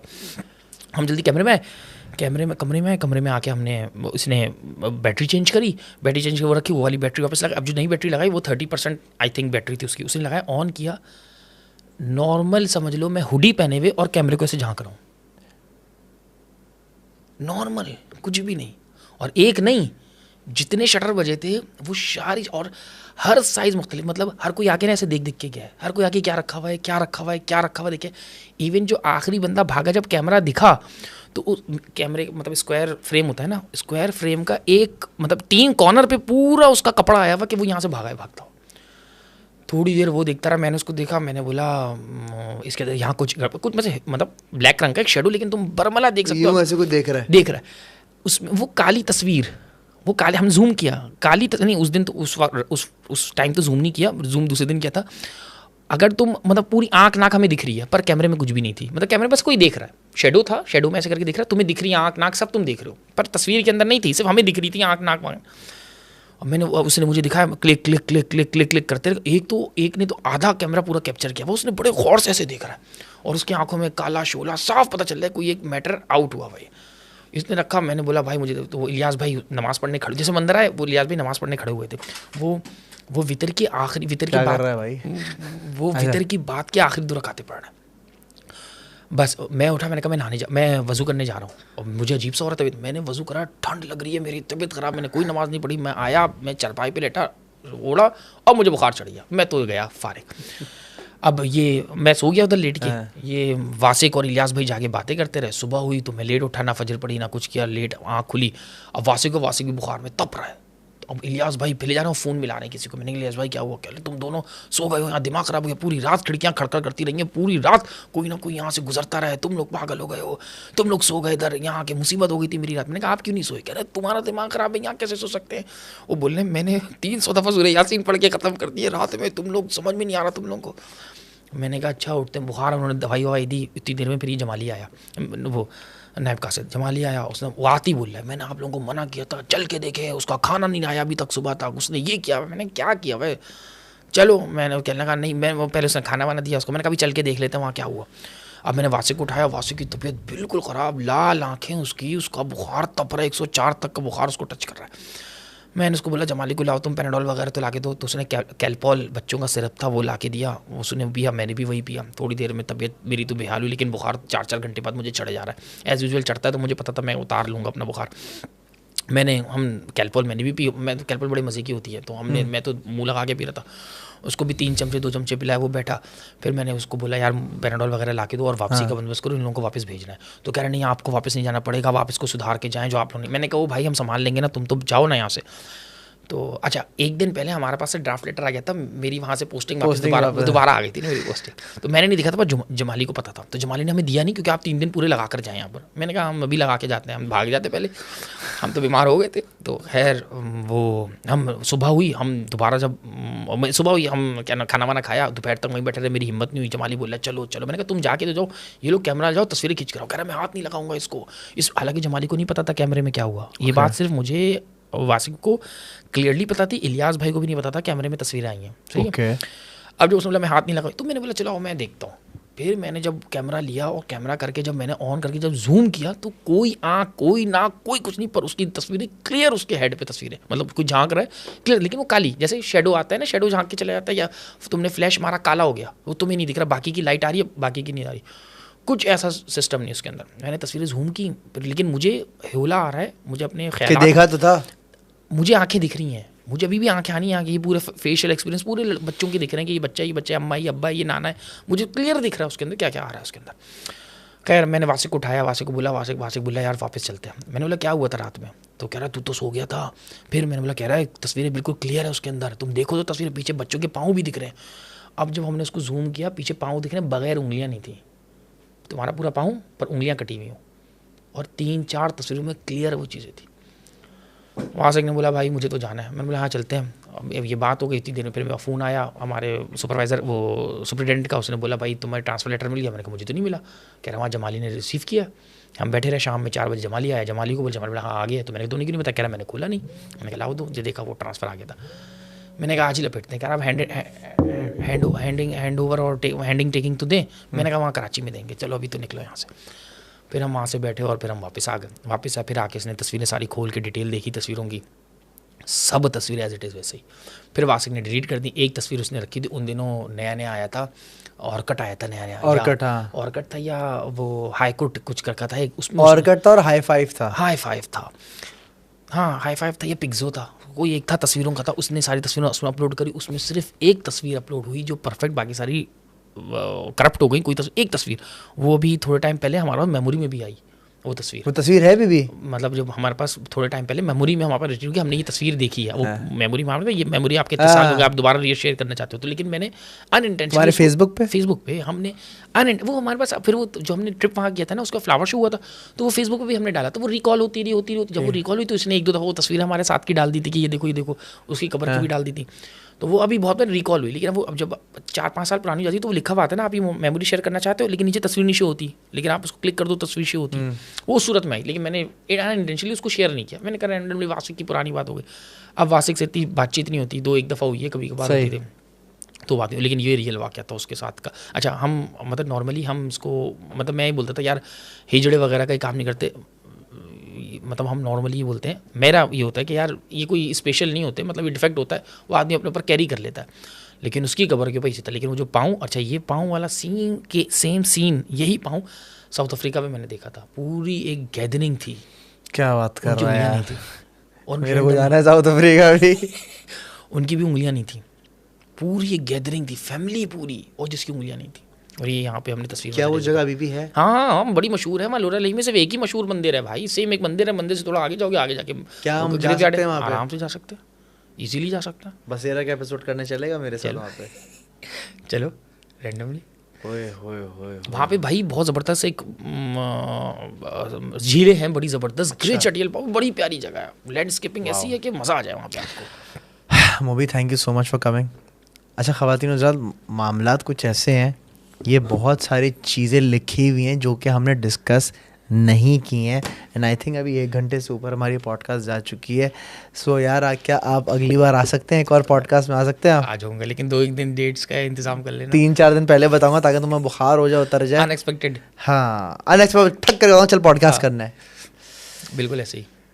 थैंक यू सो मच भाई। Ladies and gentleman, I hope आप लोग को अच्छा लगा होगा ये वाला पॉडकास्ट। कमेंट में लाजमी बताना कि तुम्हें पॉडकास्ट कैसा लगा, और मूवी की शक्ल देखो, जहाँ भी तुम्हें नज़र आए मूवी को बोलना मूवी भाई आप ग्रेट है, ठीक है। अच्छा सेकंड, दूसरा भाई, हाँ ये काम अब नहीं होते तो इसके लिए काइंडली मैसेज या डीएम नहीं करिए। हाँ यार, इस काफ़ी सारे लोगों ने मूवी को मैसेज करा, हमारा उतारा कर दें नहीं हमारा। मतलब ये नहीं था यार, बहुत दुख भरी कहानी होती है आपके सर पे। आई अंडरस्टैंड यार, मुझे भी आजकल बहुत दुख भरे एपिसोड सुनने को मिल रहे हैं, तो पता नहीं कहाँ से। इसलिए बहुत दुख होता है और आप नहीं कर सकते हेल्प आउट, और फिर बंदे अगली पॉडकास्ट में इसको डिस्कस करेंगे कि हम आजकल फेस क्या कर रहे हैं। हाँ। आपको क्या मैसेज आ रहे हैं, मुझे भी क्या मैसेज आ रहे हैं। बहुत सारा ख्याल रखिएगा। पाकिस्तान जिंदाबाद। अल्लाह हाफ़िज़। अल्लाह हाफिज़।